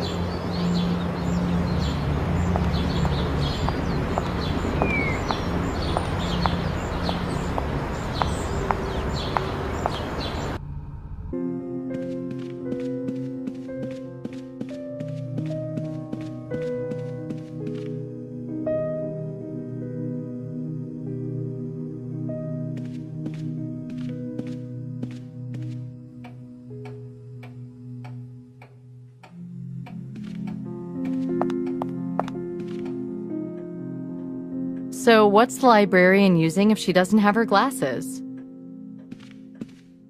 Good morning, ma'am. Or rather, good evening. Do you have a library card or university ID? How's this? Oh, I say. And what brings the FBI to us today? Well, I'm trying to find out about some former students from, say, 1982 to 1986. I thought perhaps there'd be some papers or records. And all that today? I think you'd be here all week looking that lot up. Okay, so let's start with something that would list students' names for that period. Yearbooks, then. Do you know what? Yeah? I'll have to close the reading room in a few minutes. I'm all alone here, you know. I understand that, ma'am, but I'm conducting an investigation here. I was expecting a butt, young lady. Don't worry, I'll stay and help you. Yes? Yes, indeed. Now, what was I saying? Oh, yes, I'm all by my lonesome here. Yes, I noticed. I've been working in this library for 30 years, you know. I retired 5 years ago. Oh, so you came back because you couldn't live without the books, right? And do you know who my replacement is? My niece! She's at the Librarians' Conference in Europe. You raised your own successor. Well done. Anyway, to get back to the yearbooks. Yes, indeed. Now then, the university authorities are very fond of statistics, you know. Ah, paperwork? Right.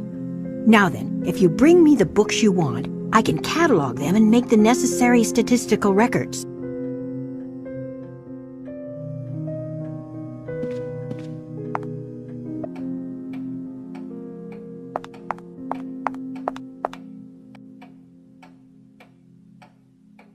I hope Jessica Fletcher there will help me.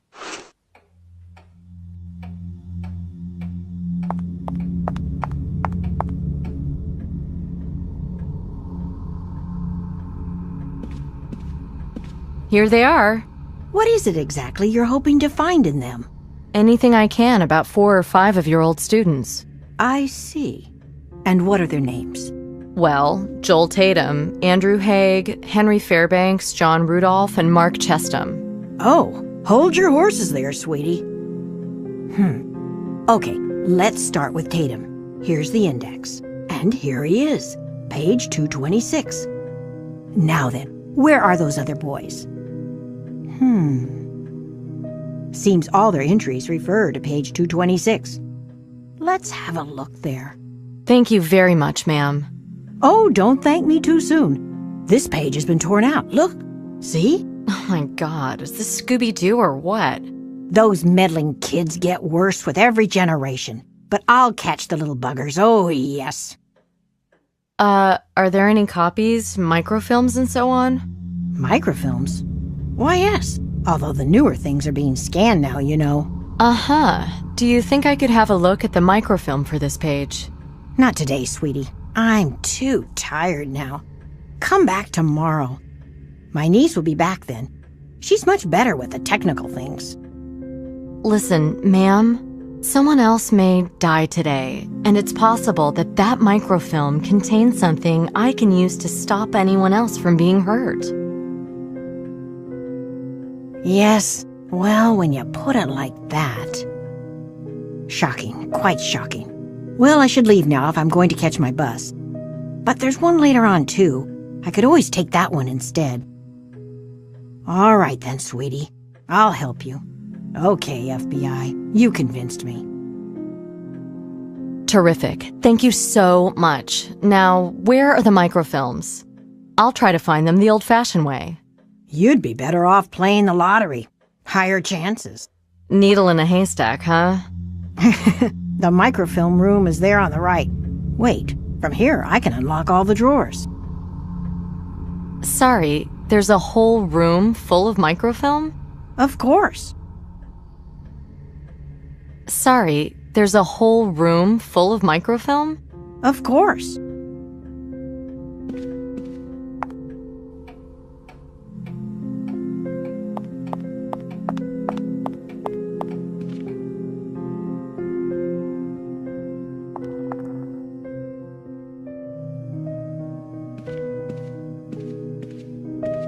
Oh, screw it.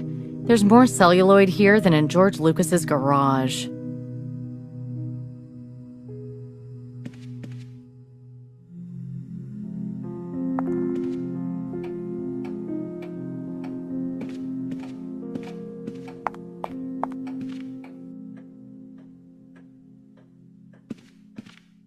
You're right. I won't find anything this way. Never mind. In the meantime, I found the catalog number. It's 01-044-86.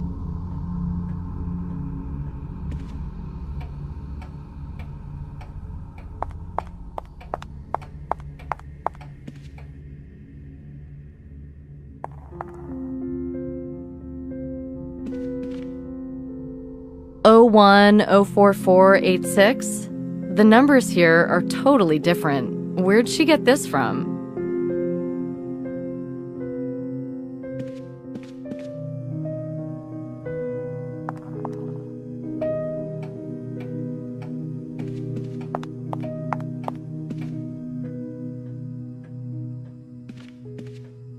I'm sorry, there seems to be a problem. The microfilms in there have a totally different format. Well, I did tell you to come back tomorrow and talk to my niece. May I call her? She's probably halfway over the Atlantic right now. I doubt she'd have her mobile switched on. Well, do you know why the numbers are different? Well, it all changed in recent years, but it's hard to implement new systems like that. A few items always get left out, and I don't know how to convert the old catalog numbers.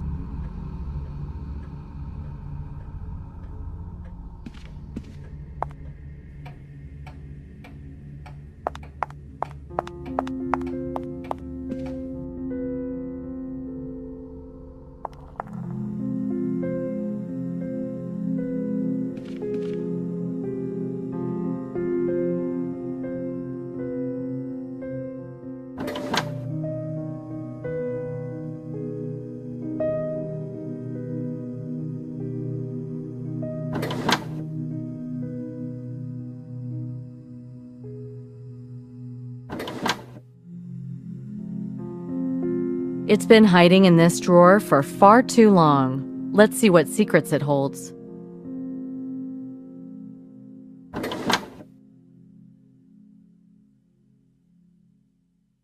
Such an archaic filing system. Almost a whole game in itself.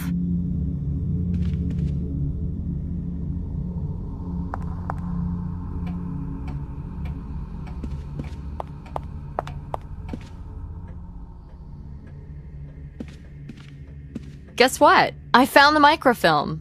Oh, you did? Wonderful. Oh, you found the microfilm. I'm beginning to think you'll find the murderer in there, too. The reader is in the reading room.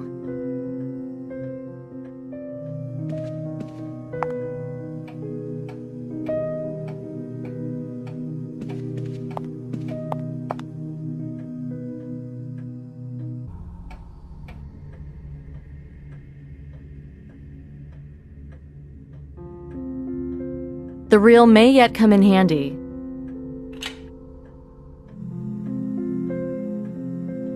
I managed to wind the film onto the reel.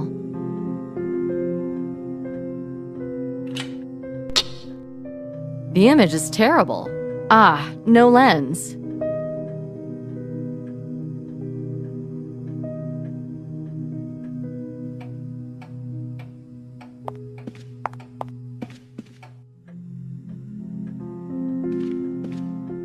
Is that the only machine? At the moment, yes. The others are being repaired. Is there something wrong with that one? The optics are broken, no focal lens. Oh, well, I really don't know how to help you there.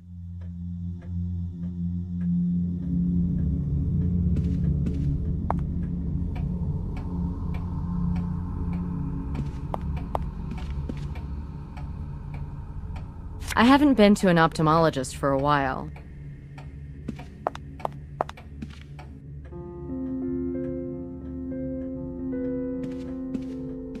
You found them, too. And I looked for so long. You're a regular Miss Marple.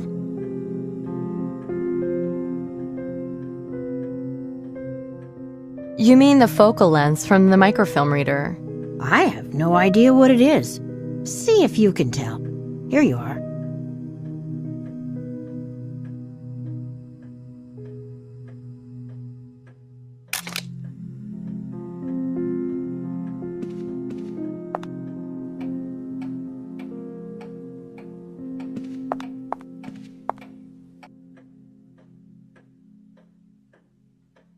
Otherwise...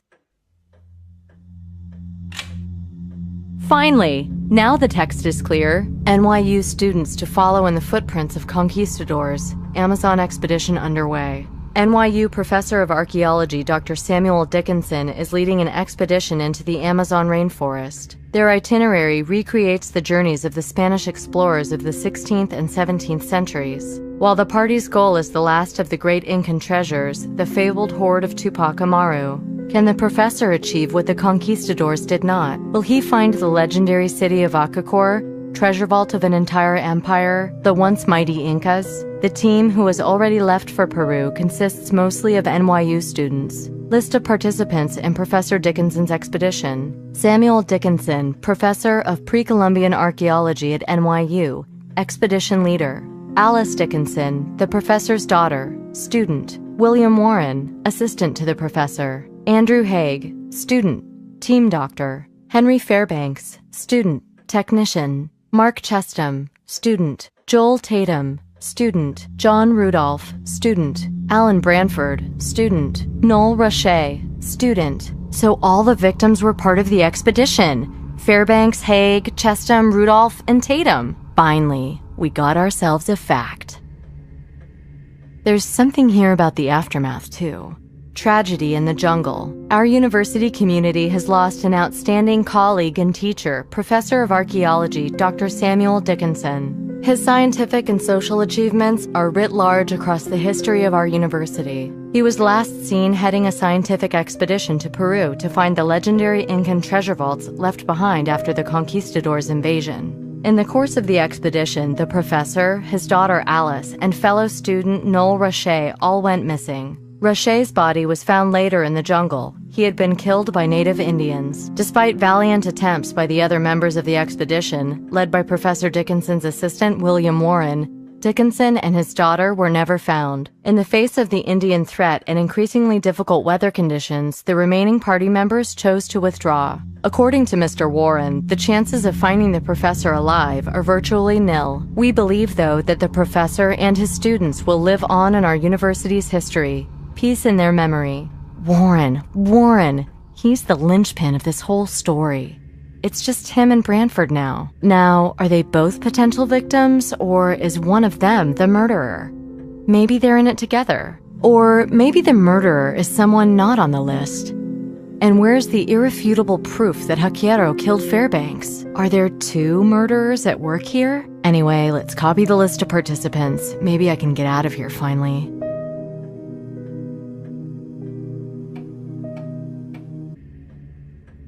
Let's see this list again. Must be a link between the expedition 20 years ago and the crimes now. Only thing this list connects is the victims with each other. Can we really explain the murders as a result of the events of the past? Why didn't Branford or Warren say anything about knowing the victims? That's fishy.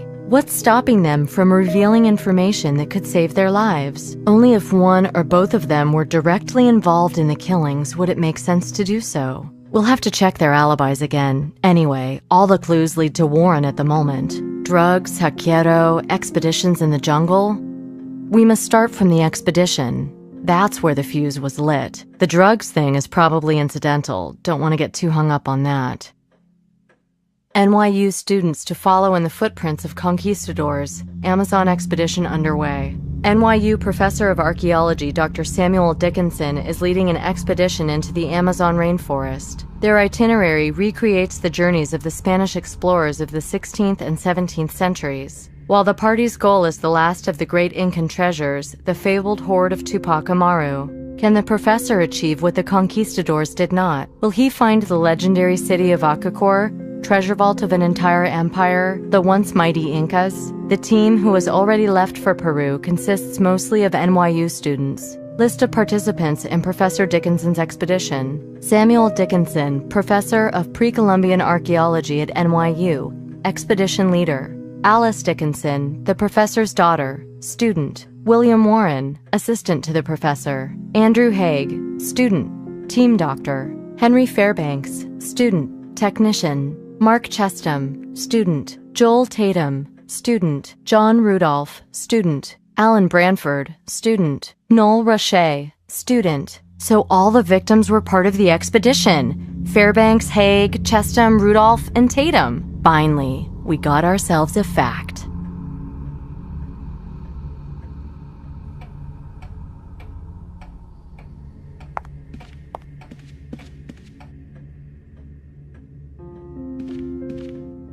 Thank you very much, ma'am. I've got everything I need now. May I go home then? Certainly, but if you'll just bear with me a second.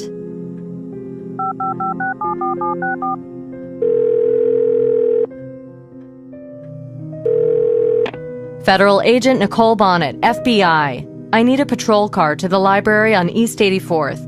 It's for an expert witness in a case I'm investigating. I'll need her driven home safely. Thank you. Okay, ma'am. A policeman will be along in 5 minutes to give you a ride home. Thank you very much for your time. You've been a tremendous help. Not at all. It was quite exciting, actually.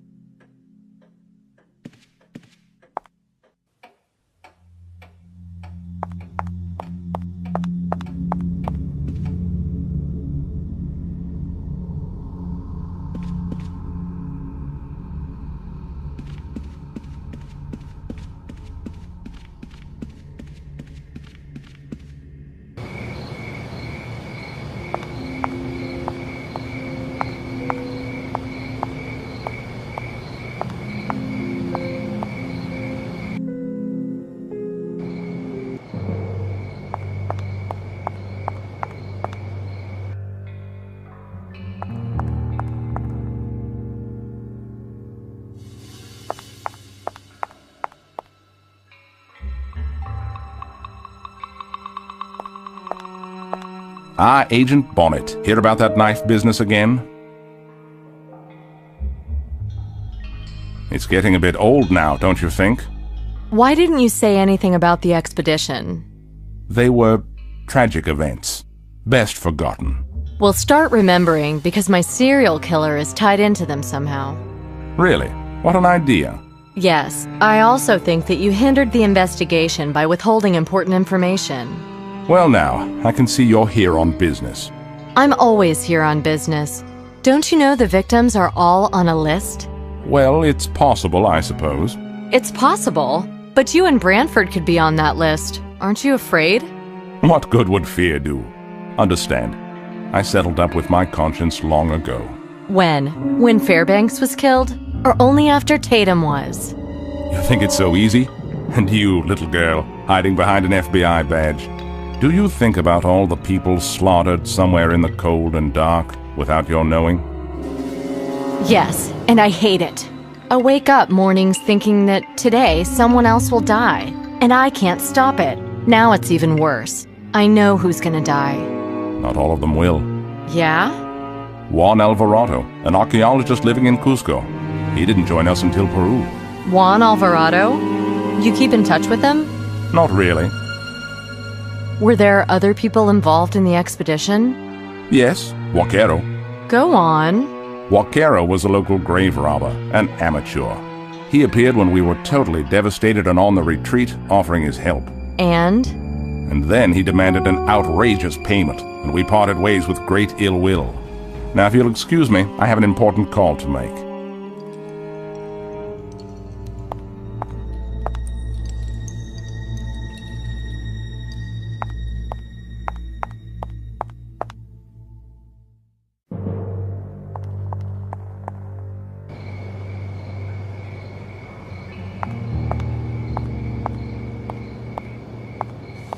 It's good we met. Are you waiting for Warren? We're going out, although I'd prefer to go with you to the concert. Well, maybe when I finish this case. I can hardly wait. I found out a little more about the Peruvian expedition 20 years ago. Do you, keep in touch with Mr. Alvarado? No, not for a very long time, but we used to be friends. Why is he of interest to you? The murders are all occurring within a specific group of people, and Alvarado's part of it. Yes. Yes, he is. Do you think he could be the murderer? Well, I don't have any proof to that end. Do you think then that it's a Koga Pachiros Indian curse? No. Neither do I, but if our murderer was on this expedition, and if it's neither Warren nor myself, then it must be Alvarado? Why should I suspect a man who lives in Peru of murdering people in New York? Alvarado was in town at the same time, of course. What? In New York City? Are you sure? He called me. I was frightened he was trying to track me down. Do you know where he is now? He left a message that he was returning home, back to Peru. I hope it's true. We'll look into it. Do you have his address? Well, he sent me a letter postmarked in Manhattan. Had a photo of his house in Cusco in it with the address and a note. I showed it to Warren this morning. Could I see it, please? Well, here's the thing. There was a bit of a mess in the museum this morning. They were cleaning the showpieces that hang from the ceiling, and I had to literally push my way through between them. It must have been squeezed out of my pocket then. Right. I'll find it. Look, if anything suspicious happens, you call me straight away, okay? Please.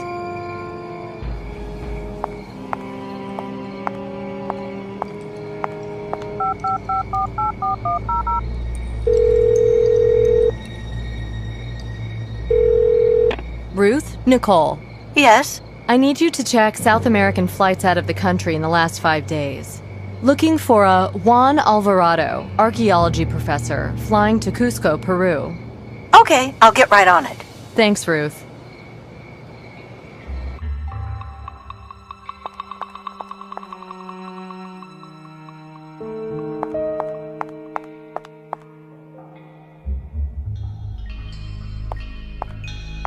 Mr. Branford's waiting for you outside. Thank you. I'll be leaving now. You're staying here? This pavilion is such a magical place. You sound just like Alan. But I'm glad. It's a good thing. Creating something like that must require so much talent. And 20 years of hard work. And one day, Vaquero arrived and wanted to destroy all this. This again, eh?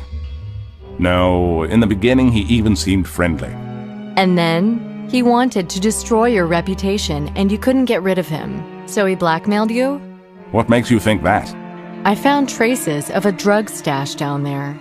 Such a dirtbag. He defiled everything with his dirty little hands. So he came here to demand his blackmail money? You know, during the expedition, we found a couple of shells of insignificant value and some old Spanish coins. Back then, we were young and stupid. We invited tragedy. When the rain started and we realized we wouldn't be able to find the professor, we just wanted to get home as fast as we could. And Vaquero said that because of the diggings, we would have to negotiate with corrupt pen pushers for weeks. He helped you smuggle items out? Yes. Oh, they were objects of little significance, and I soon forgot about them. Did he also smuggle drugs inside exhibition pieces? No, never. He pushed me to, but I never allowed it. Did he pressure the others too? I thought that he murdered them to get at me. Why didn't you inform the authorities? What are you talking about? I spoke to your man Chaser about the whole thing. Chaser, yes, of course. Did you find the legendary city in the end? Akakor? Well, we thought so, back then. But we couldn't go back again. It all seems like a dream now. Last thing, are you sure you don't want protection? Thank you, no. This place is swarming with police.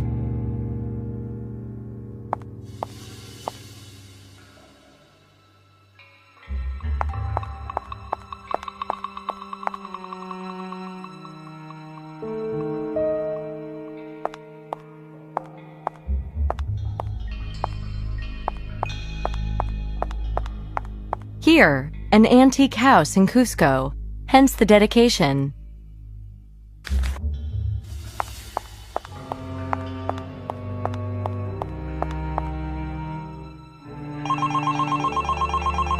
Nicole?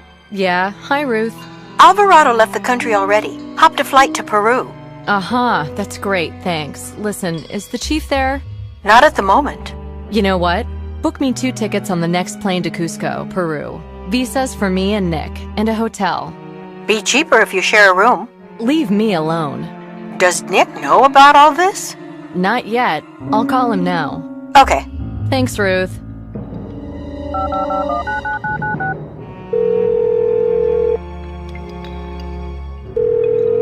Please leave a message after the beep.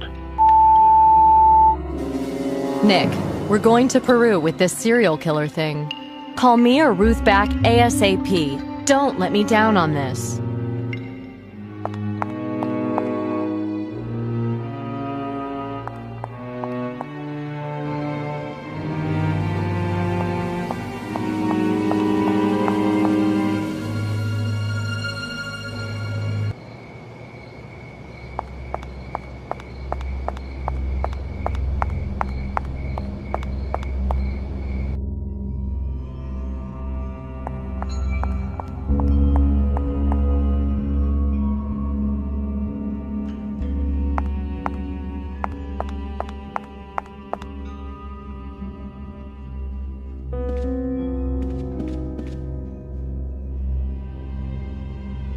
Okay, everything's arranged.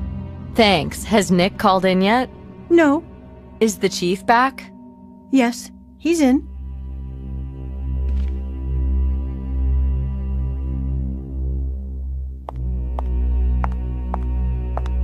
Shall we? I've got a major update on the investigation. I'm all ears. I've established a few facts. All the victims were part of an academic expedition to the Amazon over 20 years ago. Professor Dickinson, his daughter, and another student named Noel Richet all tragically died during the expedition. Our friend Vaquero helped evacuate the survivors. He also helped them smuggle some minor artifacts out. Of the entire expedition, the only currently living survivors are Warren, Branford, and Alvarado, who is now an archaeology professor living in Cusco, Peru. All are potential victims, and all are potential killers. Why?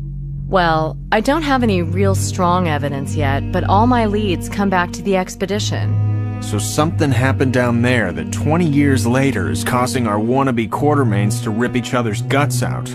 Looks that way. I just don't know what the something is. So I'm gonna fly down to Cusco and talk with this Alvarado character. I can't authorize that. They won't let me. It's about 4 countries outside our jurisdiction. Look, if he's not the murderer, he might open up to me. I've got a picture with a dedication he made for Branford. Can I see it? Well, well. So maybe I'll find out what their little rumble in the jungle was. But if Alvarado is the doer... Then he had to have been up here for the last few weeks. And so he was. Shit, this is getting more and more iffy. Well, we can ask the Peruvian police to do the interrogation. I've got the feeling I'll have to go and do it in person. Forget about feelings. We're dealing in facts. Did you do the psychological portrait? Yeah, I'm working on it. Our killer has a thing for middle-aged, physically fit males. He's of a similar class and income as his victims, except for Tatum. Not sure why he got hit. So, let's say he isn't an acquaintance. Then he's most likely in a position of public trust. Something he can use to get close to his targets. Policeman or priest, the usual candidates.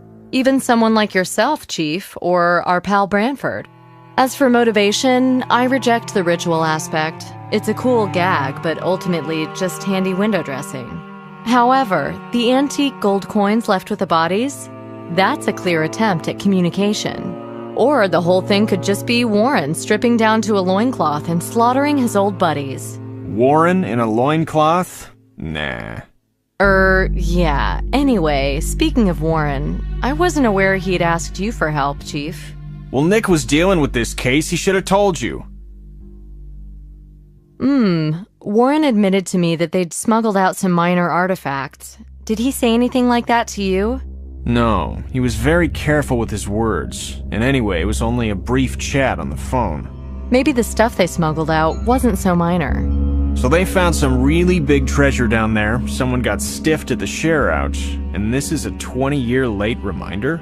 20 years is a good amount of time for a prison sentence. So he did 20 because he was framed. Well, that's a revenge motive. But what was he framed for? We won't know until I go down there. You're not going anywhere yet, Bonnet. Such a trip has to be well planned. There's no time for that. We hang around with this, and who knows how bad this is gonna get. You won't save anyone like this. Listen to me. Listen, you can laugh, but I see a jungle city in my dreams. And at the top of these massive stone steps is a sacrificial altar. And the murderer's there, and he's gonna turn around any second. And when he does, pow! Oh, for crying out loud, she's giving me dreams now. Go home, sleep. I'm giving you 1 day off. Make the most of it. Chief! Don't chief me, just get out of here. Jesus Christ.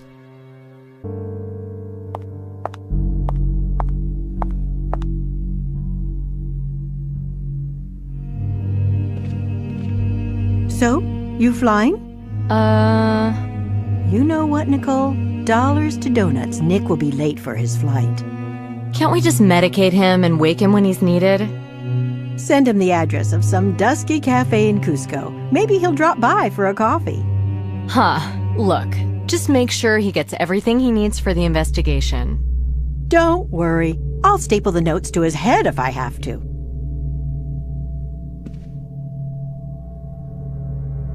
I made a real ass of myself.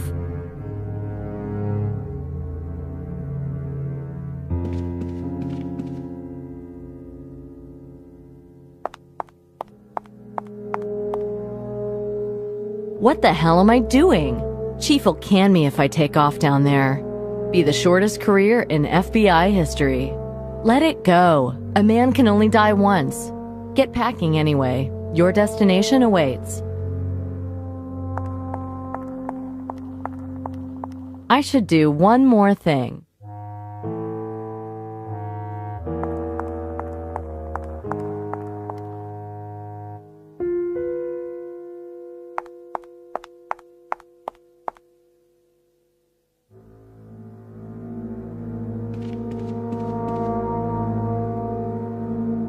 You working late again? Yeah. I think I'll end up mummified here and put on display for future generations of secretaries. I promise I'll dust you. See you soon anyway. Yeah. Hey, don't forget the postcard. I won't. See you, Ruthie. Sorry, honey. I'm busy right now.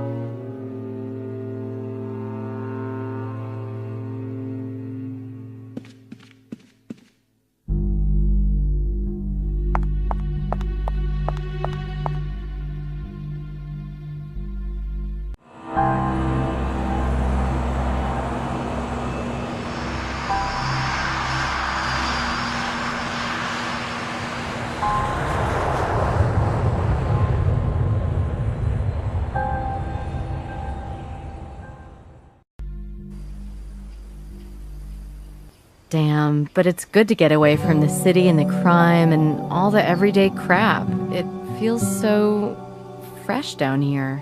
I'll take a camera and act like a tourist. Might even fool someone.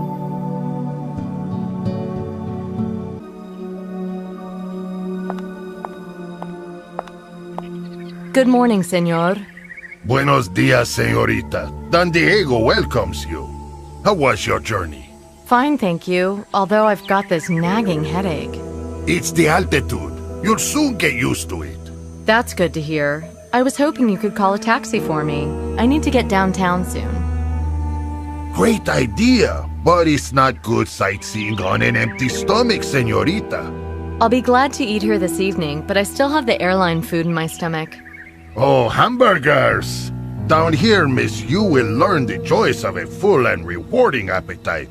Sounds good, but I can't afford a whole new wardrobe right now. Shame. Men like a fuller figure. I assure you, señorita. Yeah, I noticed. Ha-ha! Eagle Eye! So, about that headache, I have something for it here. Tablets? Oh no, miss. Coca leaves. Chewing them brings great relief from all sorts of pains. Don't be afraid to try them. Well, maybe I will. Thank you. For sure. So what are the sights around here?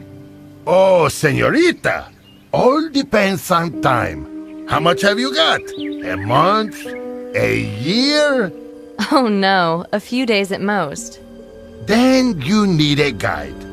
I will arrange one for you. And in the meantime, how about a snack? Something to round out the figure. Are you going for a longer trip, miss? Something like that. A friend who's been here before recommended I should try Juan Alvarado. That's a picture of his house. The address is on the back. Well, I know him, of course.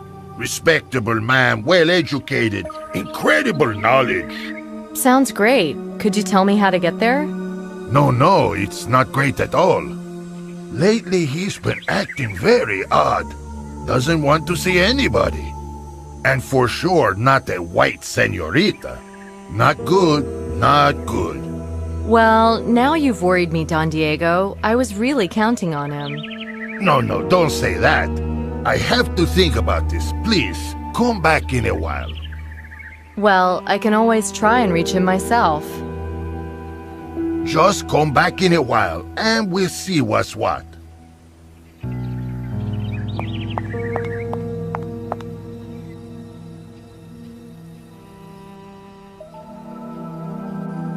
Ruth has a great sixth sense. You can't deny it.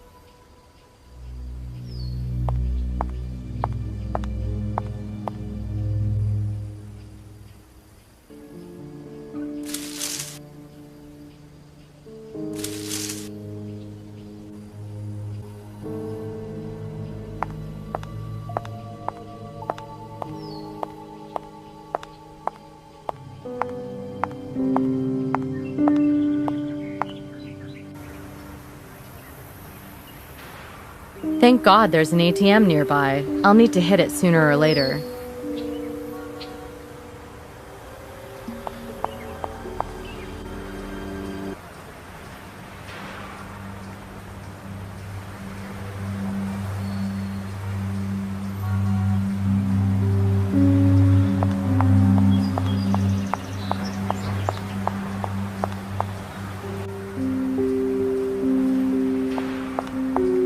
Knock, knock.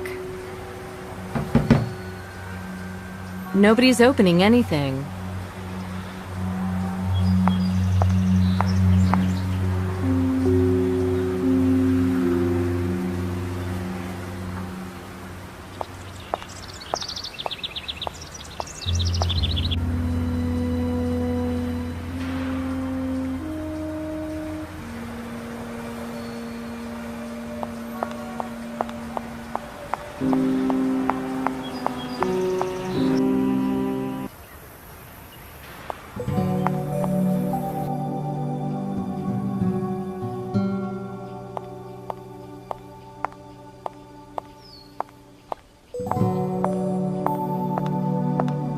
So, will I be able to see Mr. Alvarado? Yeah. I will send a boy or go myself and make an appointment for you. Great. I can pay up front. I'll just have to visit a cash machine. Oh, no. For politeness, you don't pay with money, señorita. Money from a beautiful woman? This would be humiliating. I'm afraid I've nothing else to offer you. Then you can do me a favor, miss. Okay, I'm listening. Señorita is a beautiful woman. No man could resist her charms. This is beginning to sound questionable. Questionable? No, these words are sincere. Sorry, I'm just not sure where you're going with this. Por favor, señorita. This is a respectable place. Ah, you gringos, you're so constipated. To get back to what you were saying earlier... Yes. Let me explain. And please, you have my word, there's nothing shady. I'm all ears. Now then, there is a garage nearby. One of my previous guests rented a car there. Unfortunately, he disappeared somewhere and did not return it. Oh dear. So you can imagine how Jose Santamaria reacted. Who? The garage's owner. I was running hotels before he could even walk. And now he thinks he's the big fish. So what did Santa Maria do? Ha! He came and took a car belonging to me. And he did it like a criminal. Instead of coming like a man, talking about it over a glass of wine, he just came and stole it. Surely that's against the law. I'll not be going to war with him. There's no magic involved in calling the Carabinieri. No, this has to be handled more subtly. I have other ideas. I warn you now, sir, I won't be involved in illegal actions. Don't worry, it's nothing like that. Now, Señorita is going on another trip, correct? Right. So, you will rent my stolen Jeep from him. Park it here at my hotel. And that's it. The rest I take care of myself. Surely I'll have to return it to him and pay at some point? You'll pay for everything up front. That's how it is here. And when you come back from your trip and park, just take a shower or keep busy for a while. I'll take the car back to the garage myself. That's it. Is this Santa Maria some kind of nut? No, he's actually quite a nice boy. Okay, if you go and see Alvarado about meeting me, I'll look over at Santa Maria's place. Please, remember, it's an old Jeep. Please, remember, it's an old Jeep.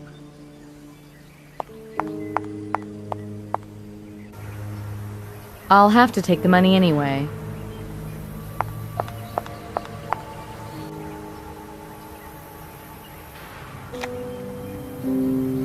The ATM accepted my card. Let's hope it pays out, too.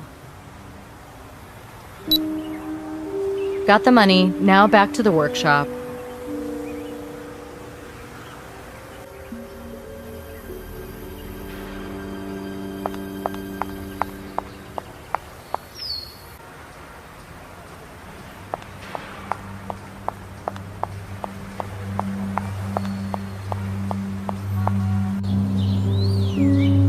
This is not a workshop. It's a scrapyard.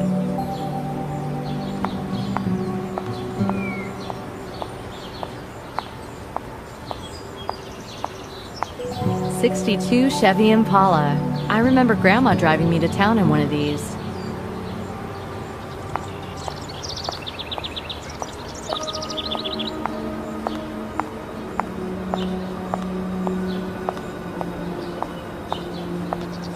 Hey, good morning to you. Bienvenido. I need a car. To rent? Certainly. We only have the best models here. Well, a Jeep will be enough for me. Oh, I'm afraid no Jeeps at the moment. Gone for warranty service. May I look around? Okay, that'll be fine.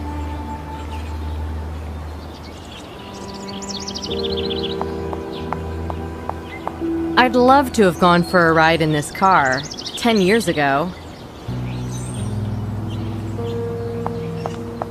What a crapmobile! You can hear it being eaten alive by the rust. If it wasn't for the missing saddle, who knows? I might like to borrow this bike. Open sesame!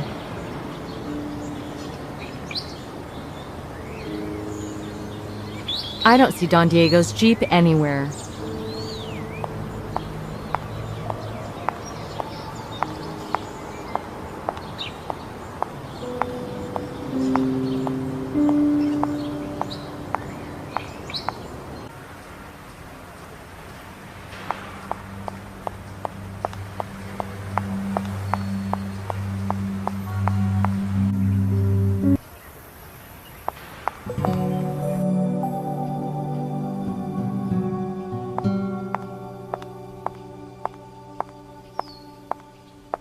There's no Jeeps there. Oh, yes. But he hides it inside the garage, for sure.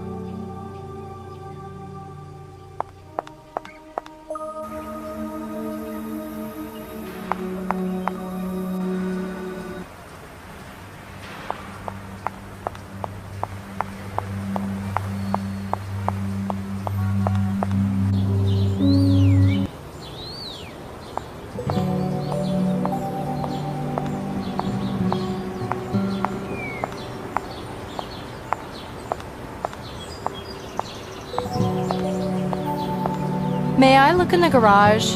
What for? I heard you got a 4x4 in there.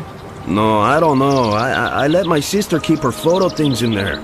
Tripods, lights, that stuff. You know, I'd love to have a picture with you. Senorita, please. You cannot get any better than me. I'm very photogenic. Can we do it in front of that Chevy? Great news. A tripod would be good. Could you get one from the garage? Is necessary? Oh, don't move. That's the perfect pose. I had no intention. I'll go grab it then.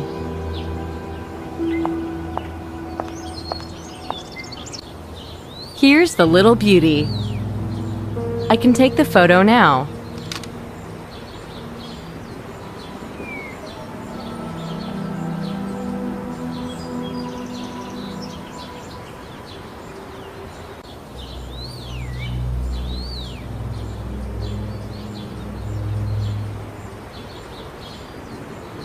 No, the camera's all good.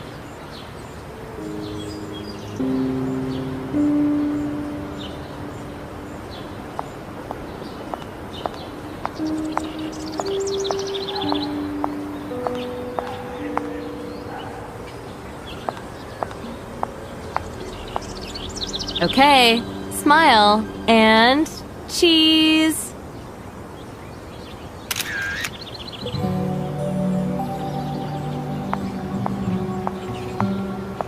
I'll take the camera.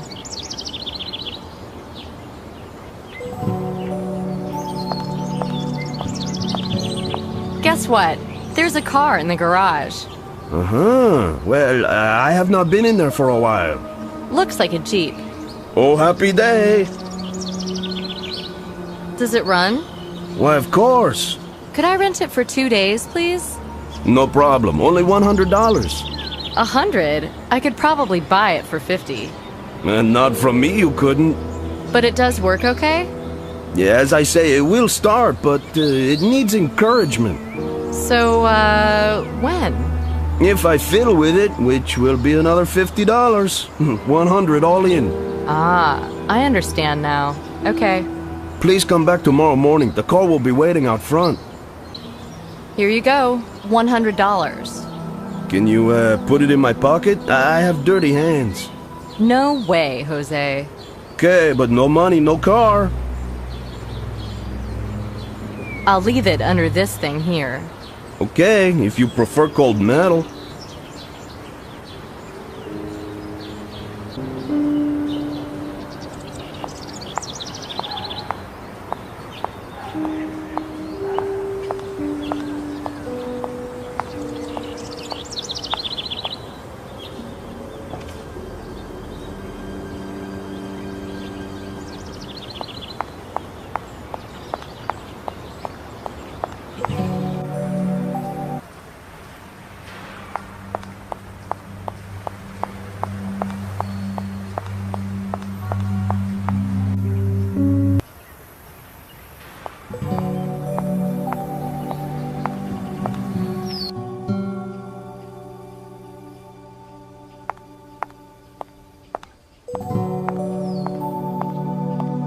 Buenos tardes, señorita. Good evening, Don Diego. And how was Santa Maria? Did he bite? Luckily not. I rented the Jeep from him. Great news! But I can't collect it till tomorrow. He has to make some repairs to it. Still, that's quite quick considering his lack of talent. Don't go far in it, though. You never know when it could break down. Thanks for the tip. Did you manage to see Mr. Alvarado? Yes, I did. After all, I did promise you. And? Well, his house was barricaded, and the doors double-locked. But, I have my ways. Will he see me? Yes, I have arranged that for you, miss. Thank you very much, Don Diego. So, how do I get in? Should I just knock? Oh no, this won't do anything. Oh? Your photo will be the pass. Push it in the gap in the door, señorita. I see. Now then, won't you please take a meal here? You must be getting hungry, no? Sure. One more thing. What time is he expecting me? Tonight at 8. But there's no rush. 8? That's awfully soon. I'll have to go early as I don't know the town very well. But what about dinner? I'll eat when I get back. So long. Thanks again, Don. Oh, one more thing. Don't take your camera. It's getting dark. The local bad boys might like such a toy. I think I'll manage, but thank you for the advice. Seriously, señorita. I always advise my guests like this. You can put it in the closet and pick it up afterwards. Well, okay then. No point inviting trouble, I guess. Have a nice evening, señorita. Good luck with the professor.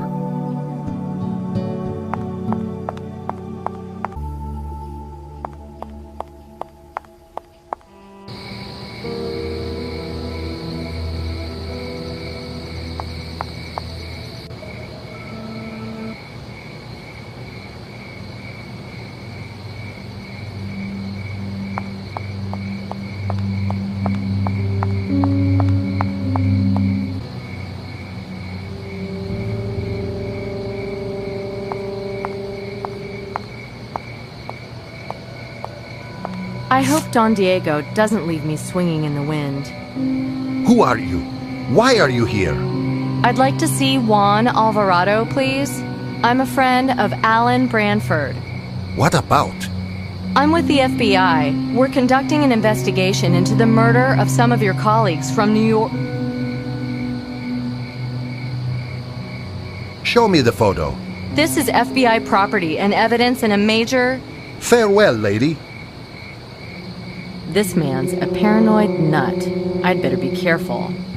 And I can't give him my ID. I have to find another way. Hey, wait! Don't go! I can see you all the time, but you won't be able to get in. I beg you, please.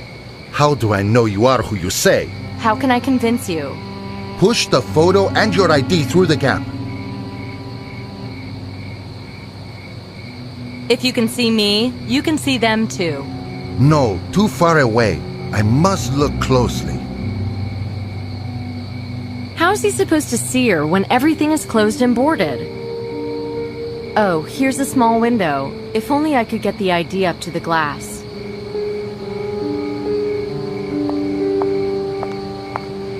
Buenos tardes. How do I deal with this guy? Can I bribe him? Maybe those coca leaves made him feel better.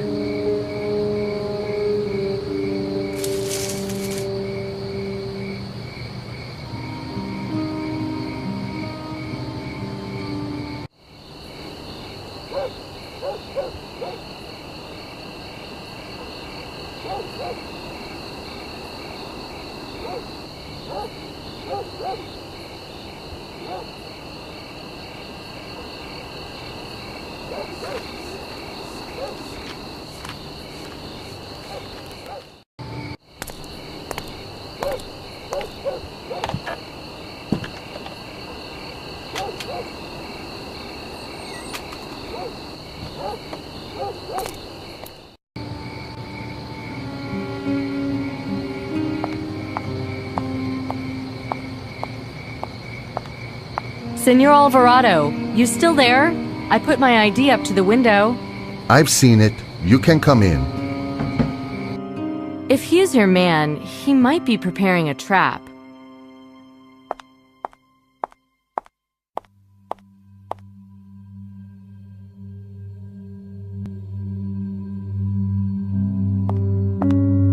Who were you afraid of? The one who killed Haig, Rudolph, and the others. Do you know his name? No. You? Not yet. If you did not come to warn me, then why? I want to hear about the expedition 20 years ago. What happened out there? Help me understand. It was a long time ago. We were young, eager for success. Warren said the same thing. After many troubles, harassment by Indians and so on, we reached Akakor, deep in the jungle. Have you heard about it? Yes. At first, the Indians kept their distance, as though they were afraid to tread on the Holy Land. We found the vault, deep in the city center, full of treasure. The minor relics Warren was talking about? No, much, much more. Incredible stuff, scholars' dreams, gold. We were euphoric. And the professor? He was so worried about the return journey. He told us we wouldn't be able to take the treasure with us. That was a bucket of cold water on our hot heads. Couldn't you see the logic? Well, Warren had been winding us up. I don't know if it was just the treasure, but he wanted to take control of the party. Humiliating the professor was a side effect. Did he succeed? Yes. He had been quietly taking control of everything. When he was confident of our support, he confronted the professor. He said we should leave the professor in Akakor and return to the nearest settlement. Then he took the weapons and most of the provisions and gave us a choice. Stay with the professor, his daughter, and Rache, and most likely die, or get out before it was too late. Wow, that was harsh. See, Rache was in love with the daughter. He wouldn't have left her for all the treasure in the world. Nobody else? There was one guy, a friend of Rache, but he broke down and ran after us 5 minutes later. He was a bit genteel, always ready to please. Who? Alan Branford, of course. We all liked him, so Warren really talked him up. Aha. What? Nothing, go on. So, led by Warren, most of you decided to leave the jungle. How long were you gone? Long time, about 2 weeks. How we managed to return, I do not know. When we came back, the Indians had disappeared, but the camp had been destroyed, and all the stuff scattered about, and no sign of the professor anywhere. Did you look for them? Of course. At first, we were hoping they had left too, a different way. But then we found Rache's body. It was half buried in foliage, and his heart had been ripped out. Were you sure it was him? Yes, Rache had a distinctive watch, one of those bracelet-type things. So what happened then? Warren then assured us that smuggling the treasure back to New York would be the best way to honor the professor's memories. We could believe anything back then. We wanted to believe. Anyway, Warren is a genius. I'm only surprised he didn't go into politics. Although he's not the same man now as he was then. I see. So then Haquero helped smuggle the treasure back to the States? Yes, and once everything was out, Warren told him to get lost. And the treasure? Warren funded life insurance from it, for all of us. Good policy, too. It annualized slowly, so we would never have to fear penury. But where actually is the treasure? I believe part of it forms the centerpiece of his collection at the museum. The rest he hid somewhere. I don't know where. I heard something about a tenement once, some dump owned by his grandparents. I see. So, did you try to return to Akakor? Well, soon after we left for the last time, heavy rains washed out the paths and reshaped the jungle. We gave up on the idea, frankly, until recently. Did you see an Incan out front anywhere?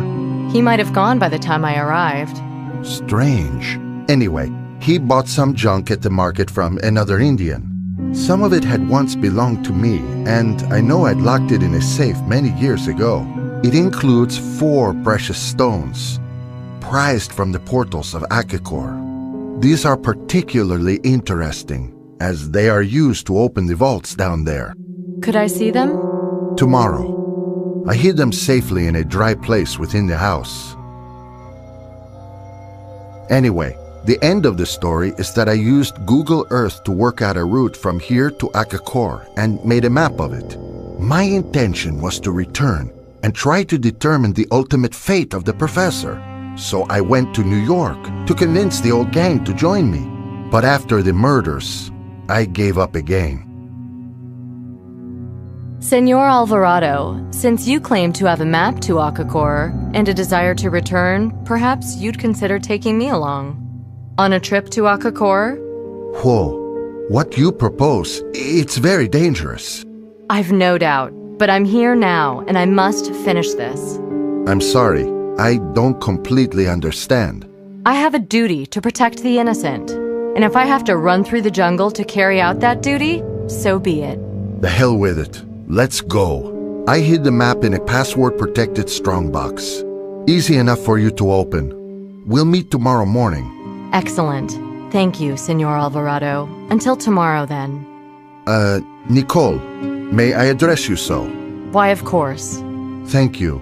That you want to pull me out of this. Thank you. That you want to pull me out of this.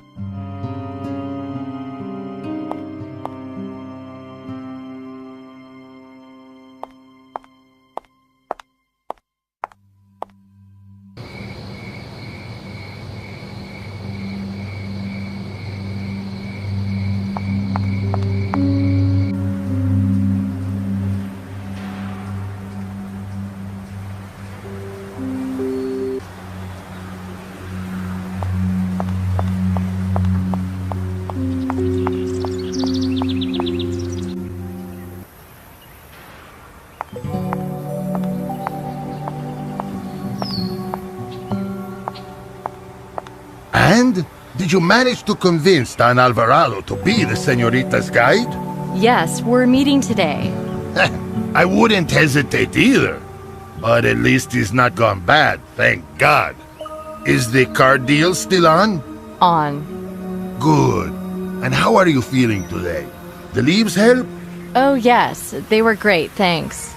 Good. Good to hear. So, have fun on your trip with the professor. Thank you, Don. I'll see you later. Oh, señorita! Take some food with you, too! Thank you.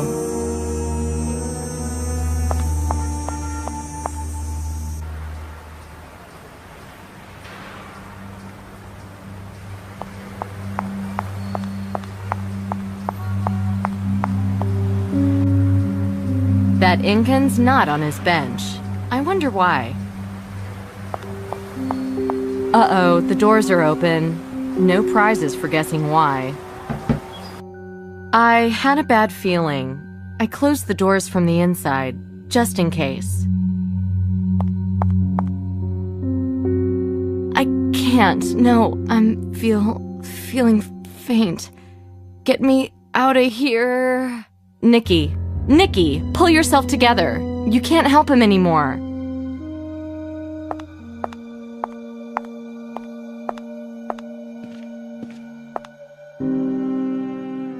No, he wouldn't really need that. I'll take it just in case. A very useful thing. I'll take it just in case. A very useful thing. Irreplaceable equipment.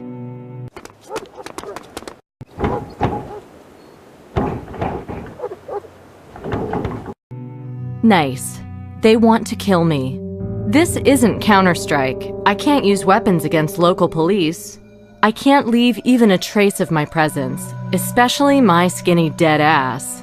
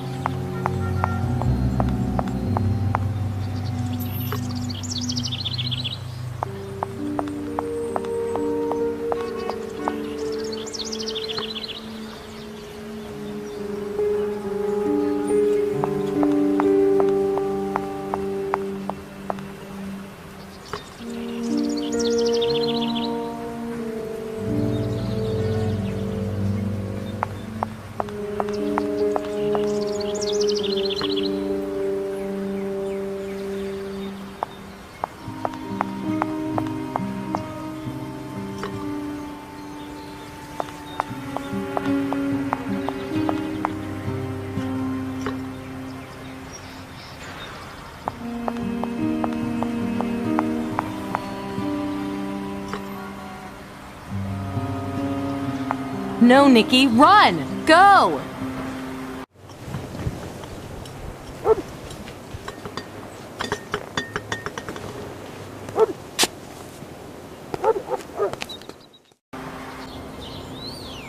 Here's the Jeep. Let's blow this pop stand.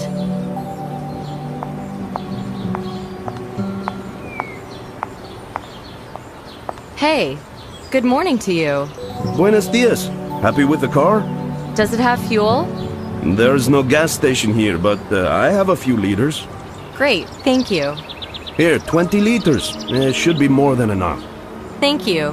$20, please. Ah, right. Yes, but I don't have any cash on me. I can wait. Hey, good morning to you. Buenos dias. Happy with the car? Does it have fuel? There's no gas station here, but I have a few liters. Great, thank you. Here, 20 liters. It should be more than enough. Thank you. $20, please. Ah, right. Yes, but I don't have any cash on me. I can wait.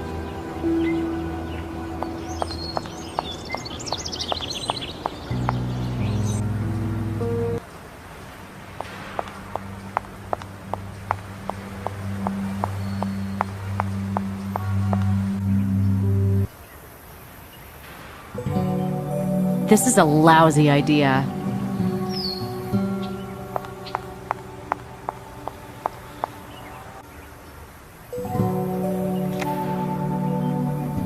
Oh, crap. Why is my card being rejected?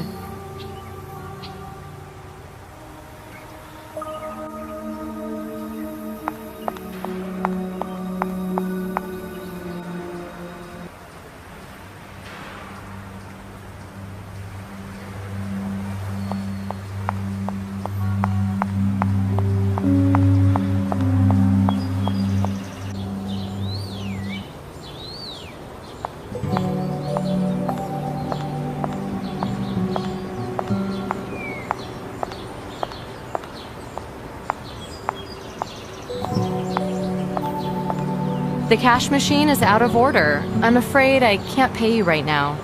Ooh, this could be a little problem. Ah, I forgot. What about the photo with me, huh? Let's do it later, okay? Although, perhaps I could pay you with the camera. Okay, yes, camera is good. My sister will be happy. Great. Well, I'll be back.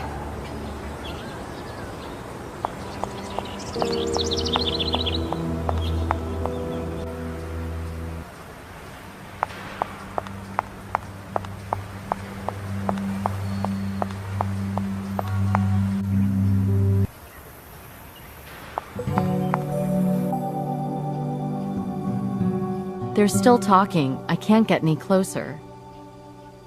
No! I don't believe she could do something like that. Everything's clear now, Don. I hope so. I know what he's like. You'll see. He stays at the police station. He'll confess soon enough.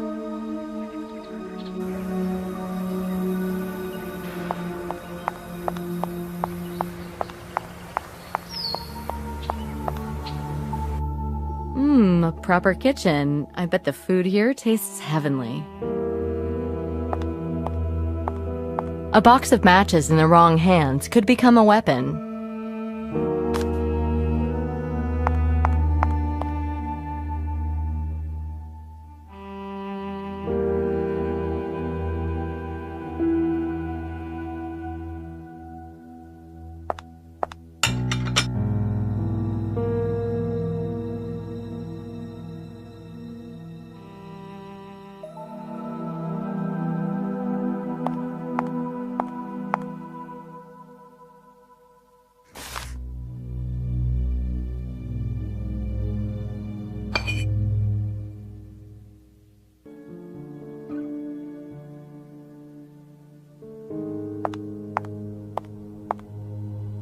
Piece of cake.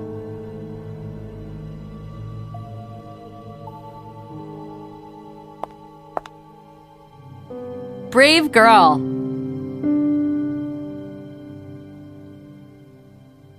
So then...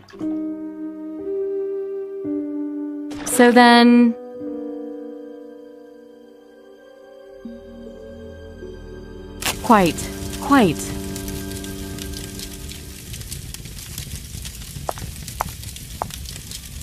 Here we go. It works.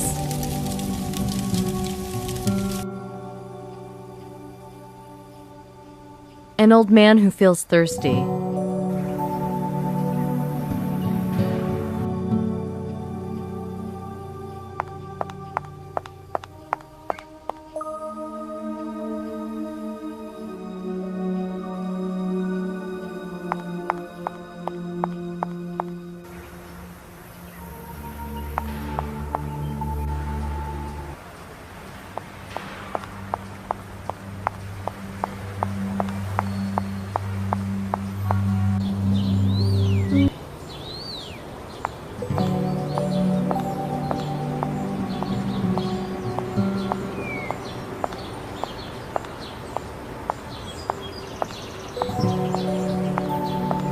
The cash machine is out of order. I'm afraid I can't pay you right now.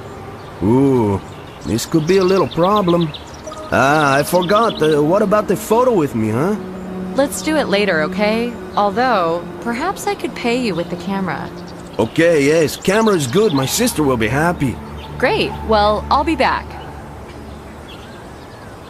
Hello again. Here's the camera I promised you. Take the gas can with you. Where are you heading?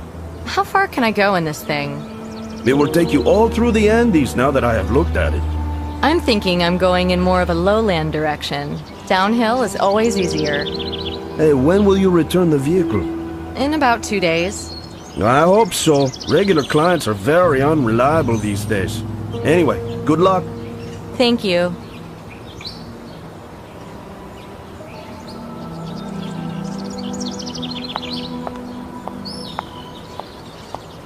Done.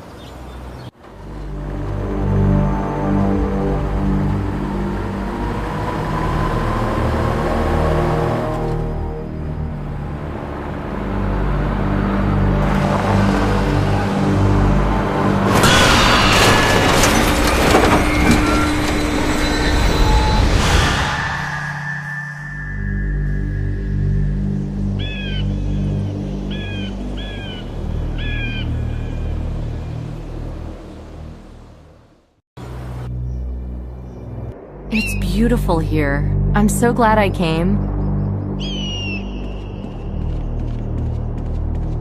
This bridge is predictably creaky. Such precipices give vertigo a good name.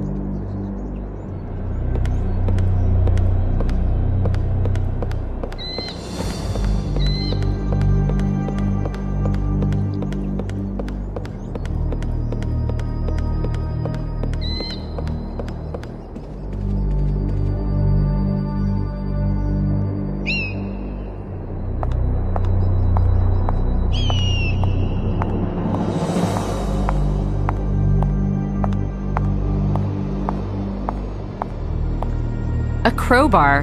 Must be 21 or over to drink here.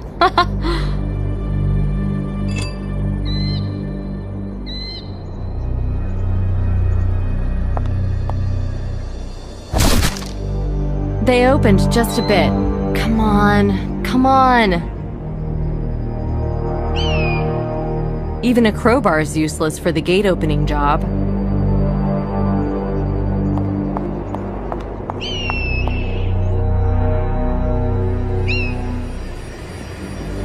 It's swaying about like Joel Tatum after a whiff of beer.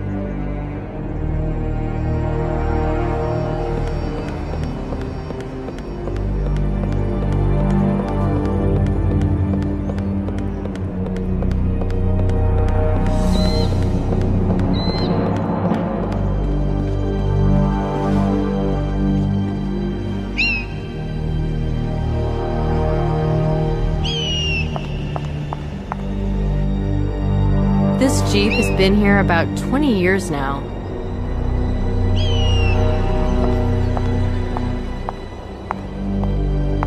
This armchair is going to kill my back.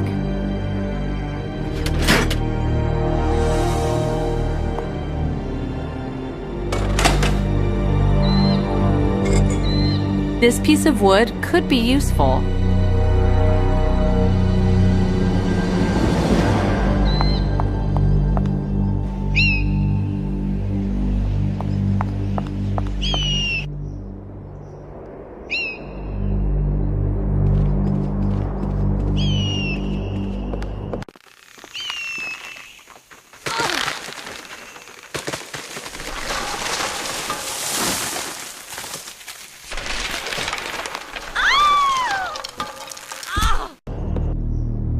One more step and I'm in the obituaries.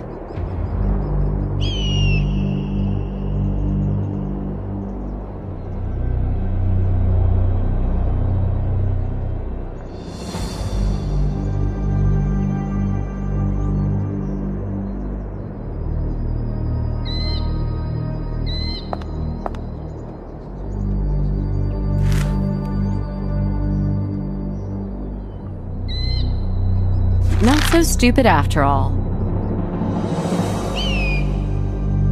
We used to do so much more.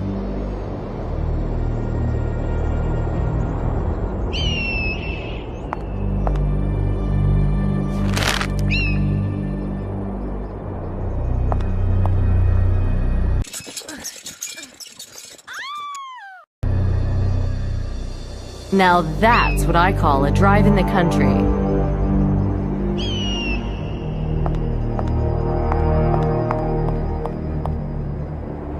Faith moves mountains, but it doesn't open stone gates. Carjacks do, though. Let's go!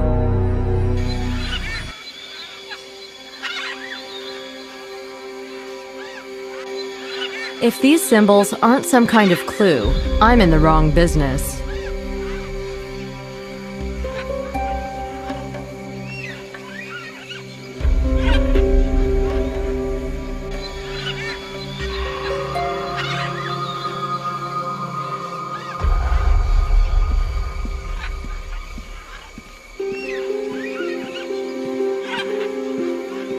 The guards are sleeping like logs.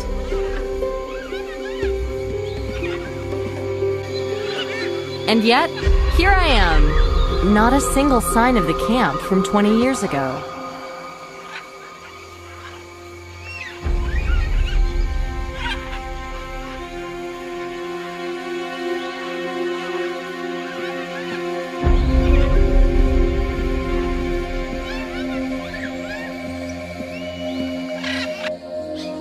Step pyramids.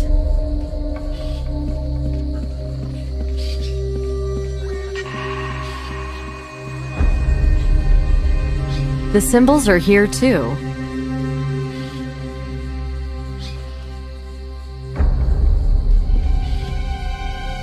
I'm sweating like a dog. Isn't there a shower here? Thanks to this arrangement, those leaves channel water.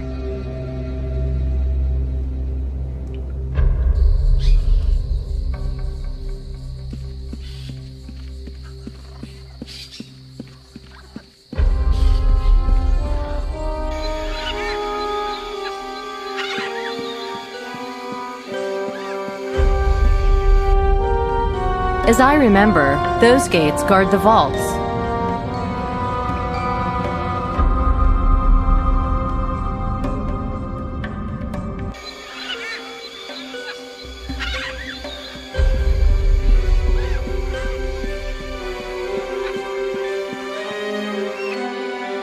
It's getting harder to breathe with each passing moment.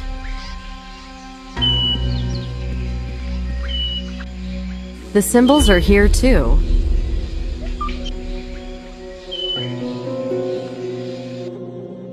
Smells like a mummy's underpants. Must be a tomb.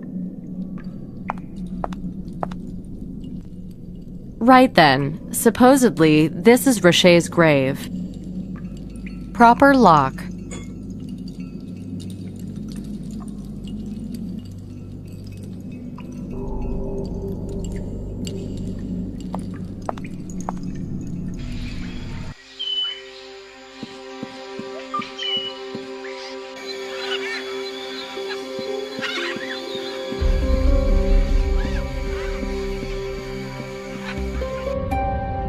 As I remember, those gates guard the vaults.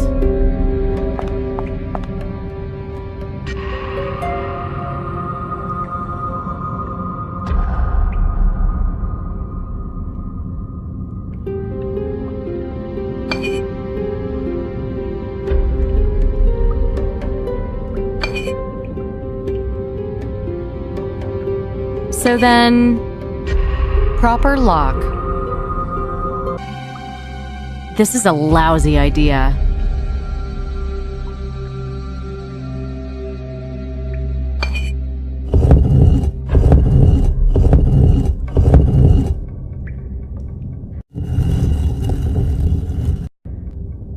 The work of a young and dynamic auteur.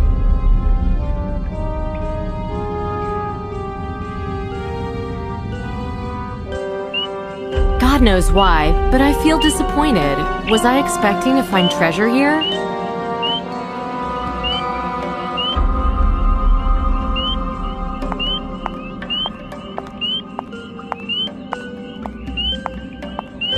There are faded paintings on the walls.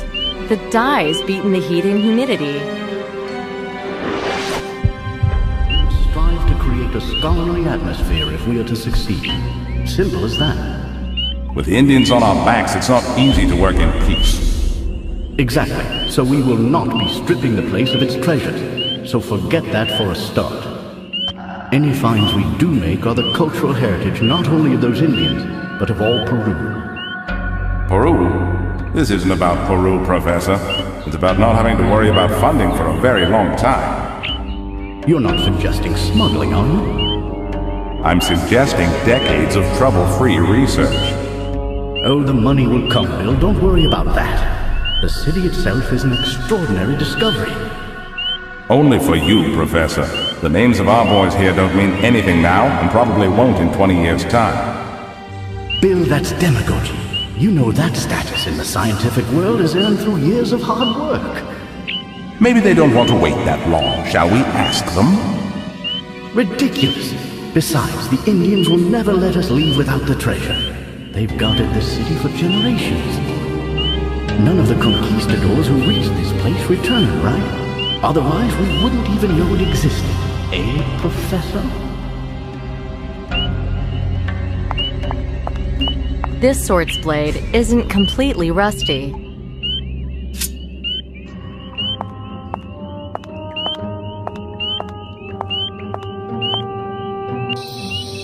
Unbelievable. An airplane in the heart of the jungle.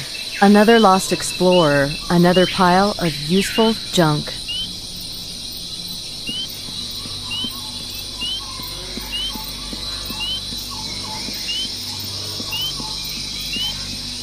Traditional glass displays are popular even in the jungle.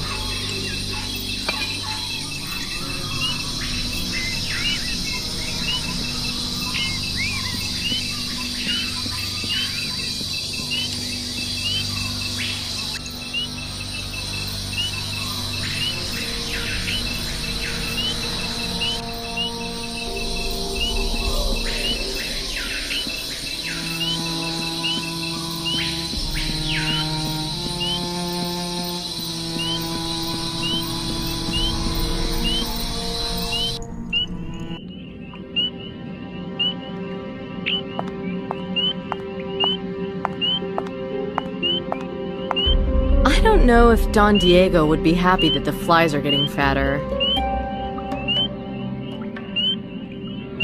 Piece of cake.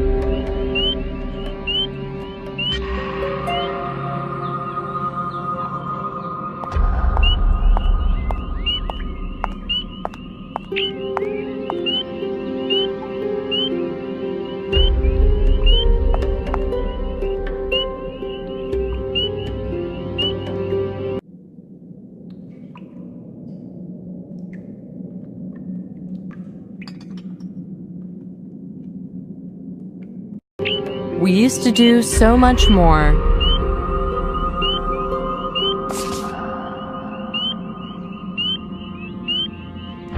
Fits like a glove. I was begging them to go and look for help. I've convinced Alice that I have to stay here in case Warren returns. I just hope the Indians don't vent their anger on me. I've asked Noel for a watch. Mine broke. I don't want to become disoriented. My ears are alert to every sound the Indians make. They do seem more agitated than usual. Attacked the camp outside. Suddenly, the quiet of the jungle night was filled with rock and roll music. What a surreal experience. They had to find the radio. Still, it would probably be the first time this jungle had heard opera. As if heaven had descended to earth. I just want to die already. I hope they decide to enter through here because I don't know if I have enough strength to crawl out there to them.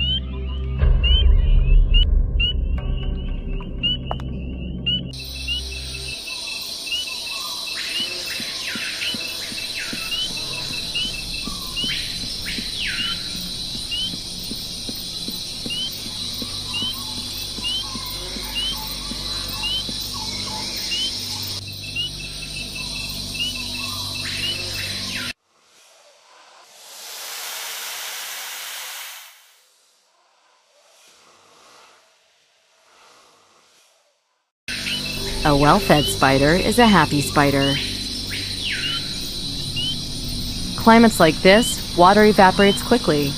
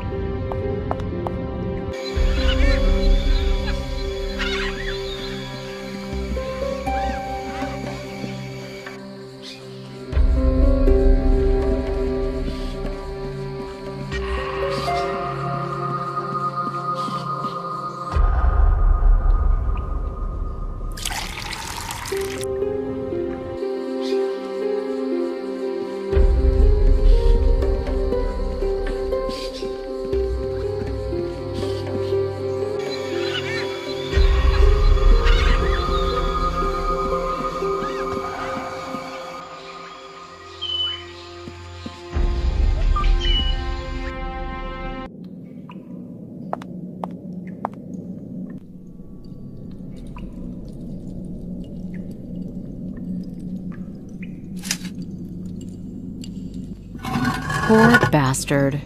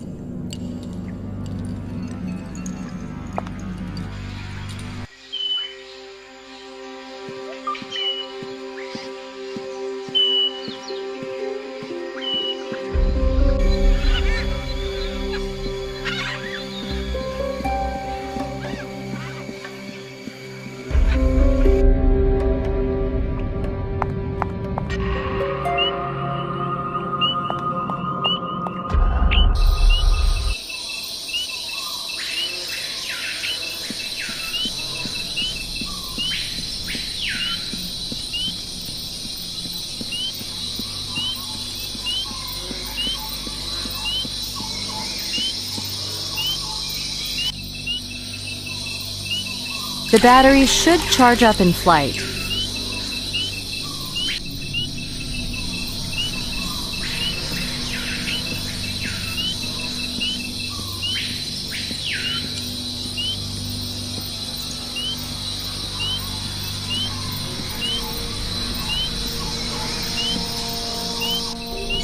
The whole thing needs a quick eyeballing at least.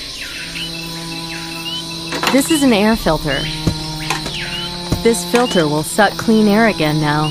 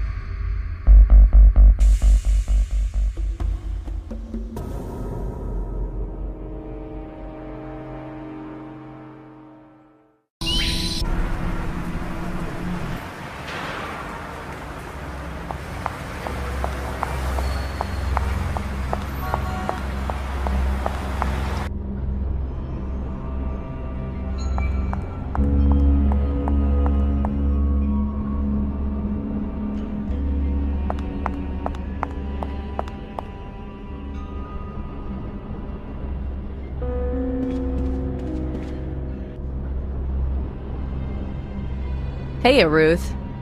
Did you see Nick in Peru? Was he even planning to go? Hard to say. He read your note and vanished again, although he called for you earlier today. Okay, I'll call him later. Sorry, honey. I'm busy right now.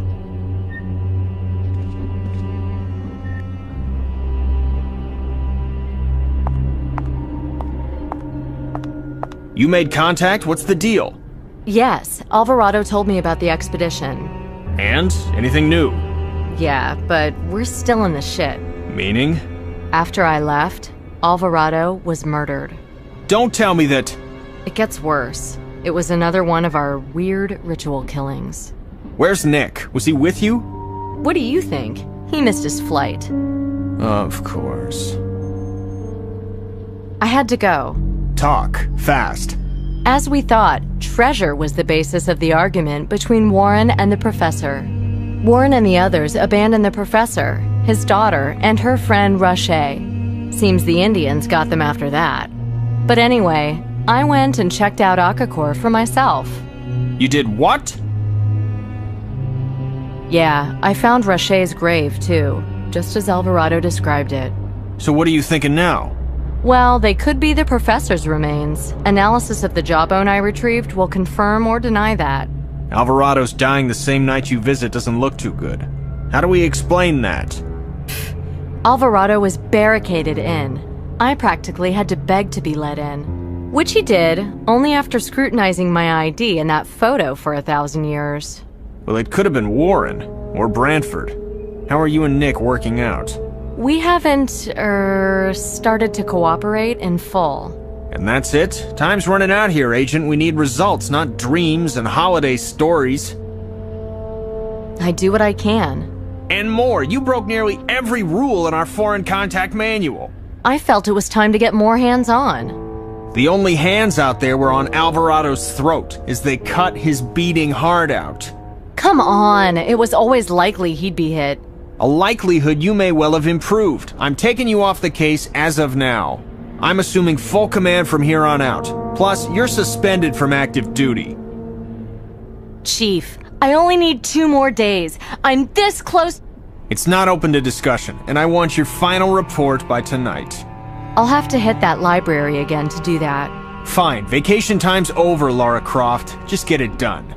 Hey, that was no vacation out there. I bled to move this investigation forward. Save your energy. You'll need it later, if you're lucky. I want the suspension in writing. Why, of course. Why, of course. Tell me one thing. Is Nick a suspect? At this point, I can't exclude the possibility.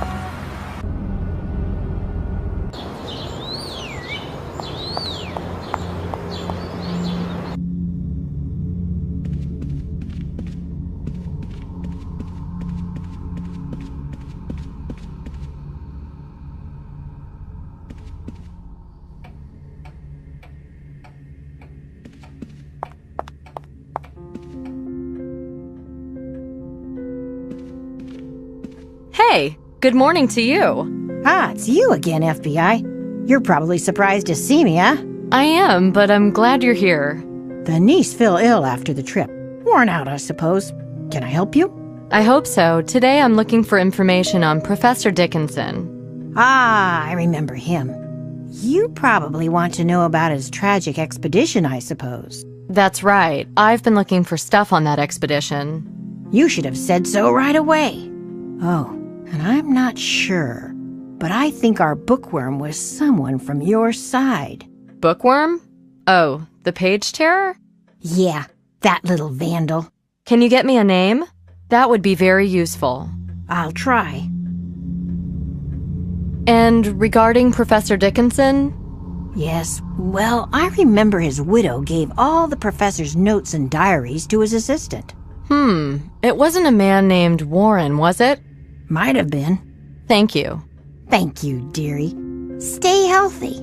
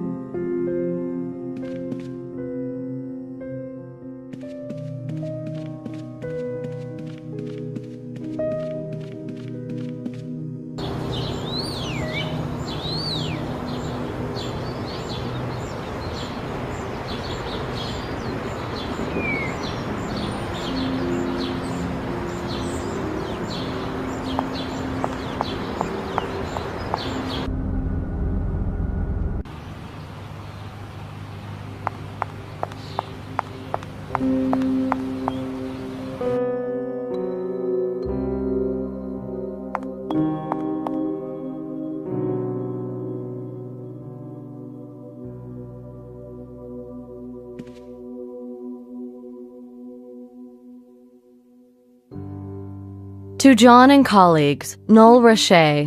This hairy beast is Roche?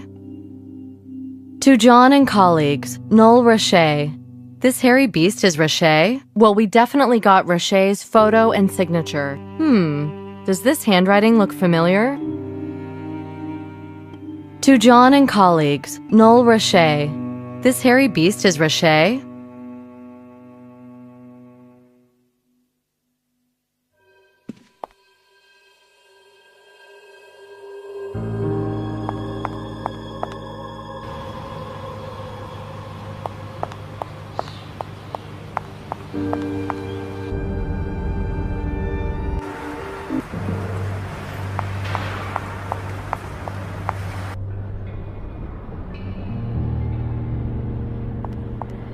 Well, ain't seen you around for a while. Investigation breakdown? On the contrary. Where are we going today? Storage? The orangery? Gift shop? The archives. Archives? But of course. And will Madame be setting off any alarms today? Not unless you'd like me to. All right then, onward, Jeeves.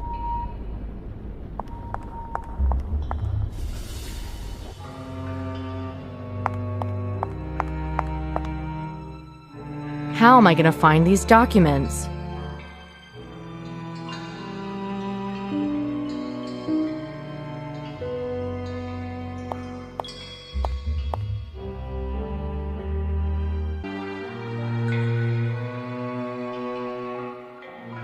How do I read that? Which is left?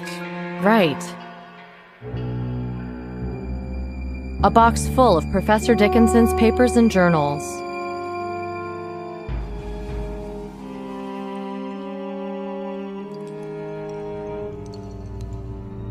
From dental records, we can establish that this is from the remains of Professor Dickinson.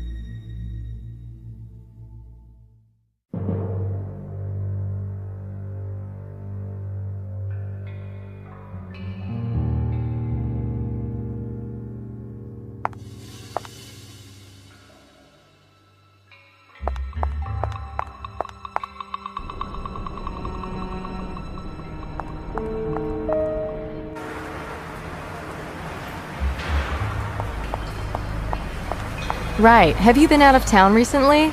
Good day to you, Agent. No, I haven't, but I gather you were in Peru. You're well informed. Alvarado told me all about the expedition and your little revolution. I don't think you know the whole truth. I know enough about your part. Do you indeed? Well, if I've done some wrong, then arrest me. Otherwise, I've no interest in baseless accusations. I also know about the grave you thought was Rocher's. Whose is it then? The professor's. Ah, well, that could explain a lot. I never liked the idea of the professor and his daughter whirling around exacting vengeance from the guilty.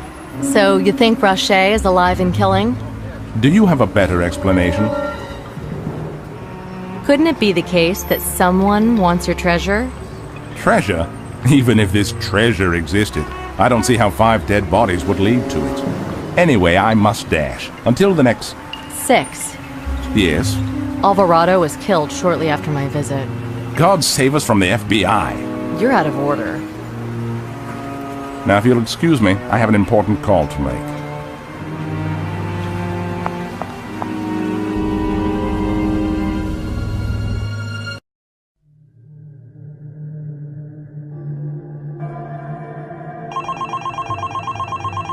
Chaser here. Where's the report? You got an hour. I'm following Warren at the moment. I'm on 181st by the subway. Repeat your location, please. 181st Street subway. Warren's leaving his vehicle and entering a tenement. You come back here right now, you hear me? You are no longer lead on this case. I'll deal with him. From Chaser. He wants me to turn over all materials in the serial killer case to him. From Chaser. He wants me to turn over all materials in the serial killer case to him. This signature. There's similar handwriting on the photo from the stockbroker's house.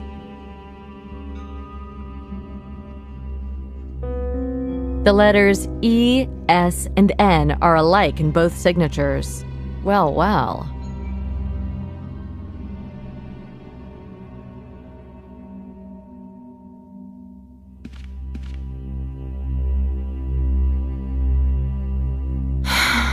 He suspended me. Ah, it's not so bad. He probably isn't serious. He lumped me with the guilt for Alvarado's death, too. Huh.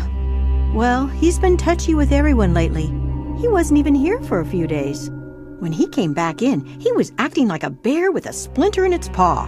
It wasn't in his paw, I'll tell you that. Huh, that ain't everything either. All of a sudden, I seem to have a desk full of outstanding work and little point in going home. Yeah, I've got to have the Peru report on his desk by this evening, too. I know. He asked me to stay with you, but no way I'm working late tonight. I'm going home, honey. Oh, he won't like you in the morning. Look, if you're still writing reports, you're still an agent. Lock up before you go, would you? The key's in my drawer. Okay, Ruthie, although I'll probably be done with it soon. And don't get in any more trouble or the chief will string me up by the balls. And when it comes to that, he's the best.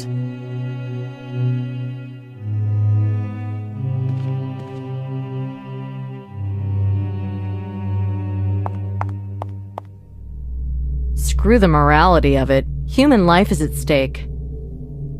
FBI agent starts career tossing her boss's office. Is fired the next day.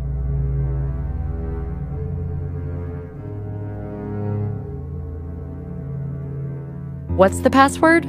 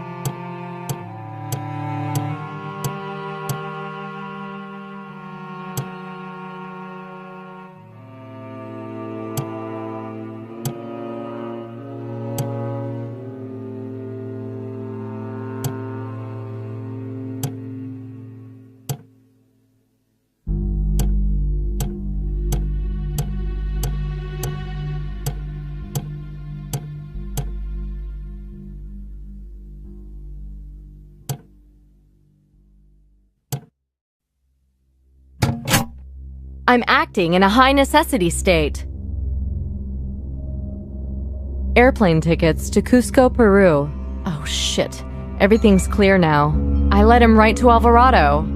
I gotta go tell Nick and then go grab Warren before he gets hit too. Let's book it. There's no time to lose. This must be the page he tore out of the '86 yearbook at the library. A police photo of a car accident. Is that lanky guy from the previous photo also him? I think this is Alice Dickinson, the professor's daughter. There's a newspaper collection here from 20 years ago.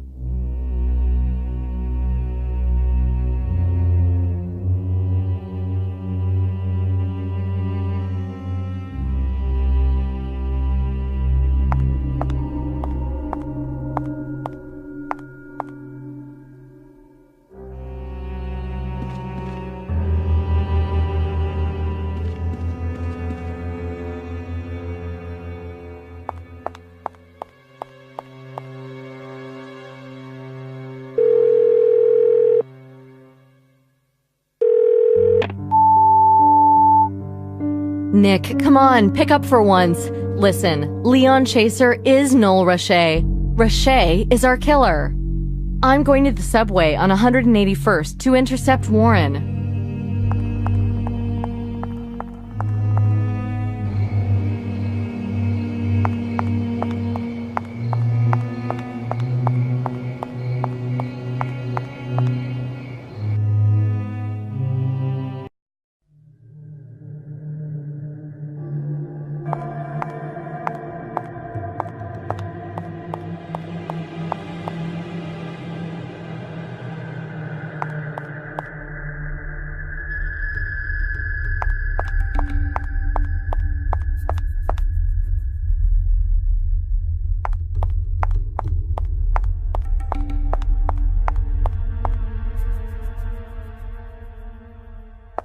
I'll take it just in case.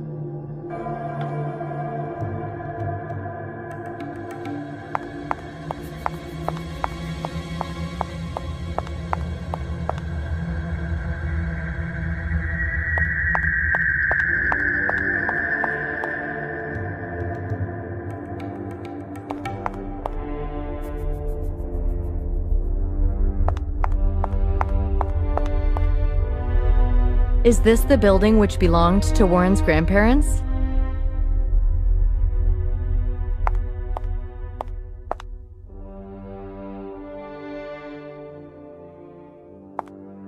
Is this antique elevator still operational? Doors to the cellar are closed. Maybe it'll be easier by elevator. There's a light on downstairs. Maybe the elevator doors are open down there.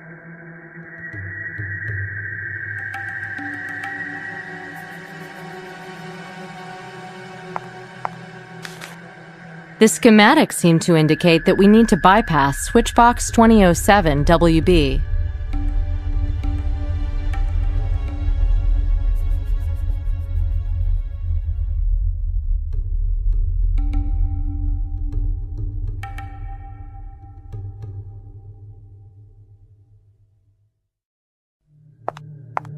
Irreplaceable equipment.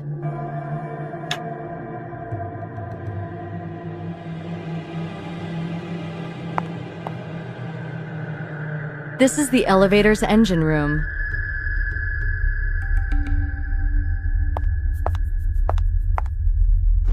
Here's the heart of the mechanism. What a museum! Successful.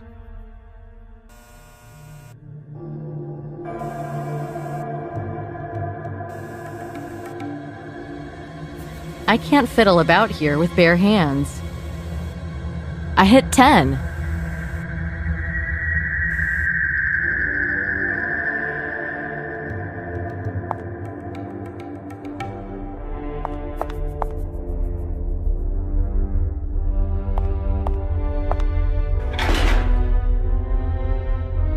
It's pretty unpleasant here.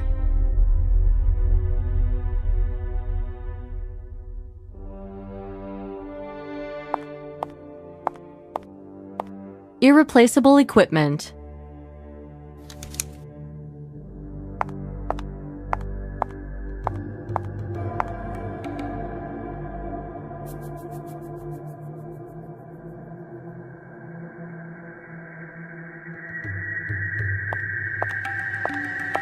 irreplaceable equipment.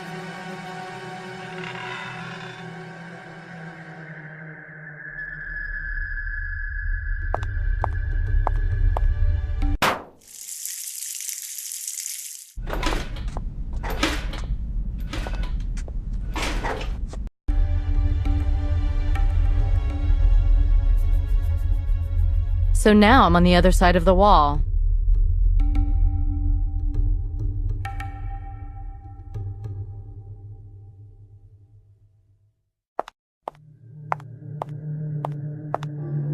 A small railway carriage from 1917.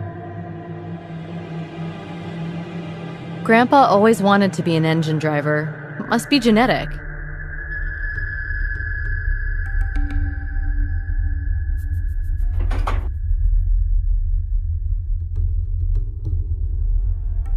Driving that train, high on cocaine. Casey Jones is ready, do-do-do-do-do.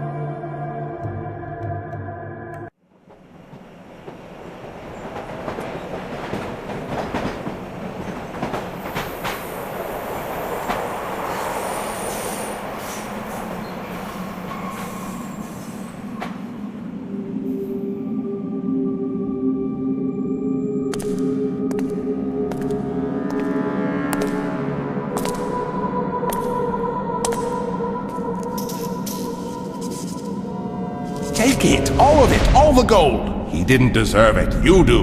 Well, it was Wakero who inspired me. When I saw Fairbanks' body, I thought, why not me? Why didn't I kill him? Nothing was left for me then. Only this film in my head. Of those Indians carving Alice into pieces. Rashid, this isn't my fault. But it was you who left us there. I didn't want her to die either. You weren't there when they got her. None of your pals were. That's why each of them had to be taught a personal lesson. And now, it's time for yours. FBI! Drop the gun! I'm the FBI!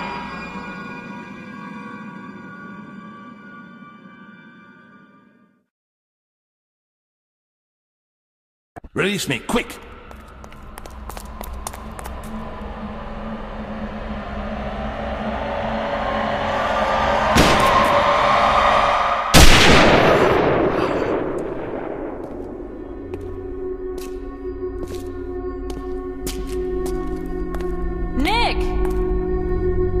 Both dead.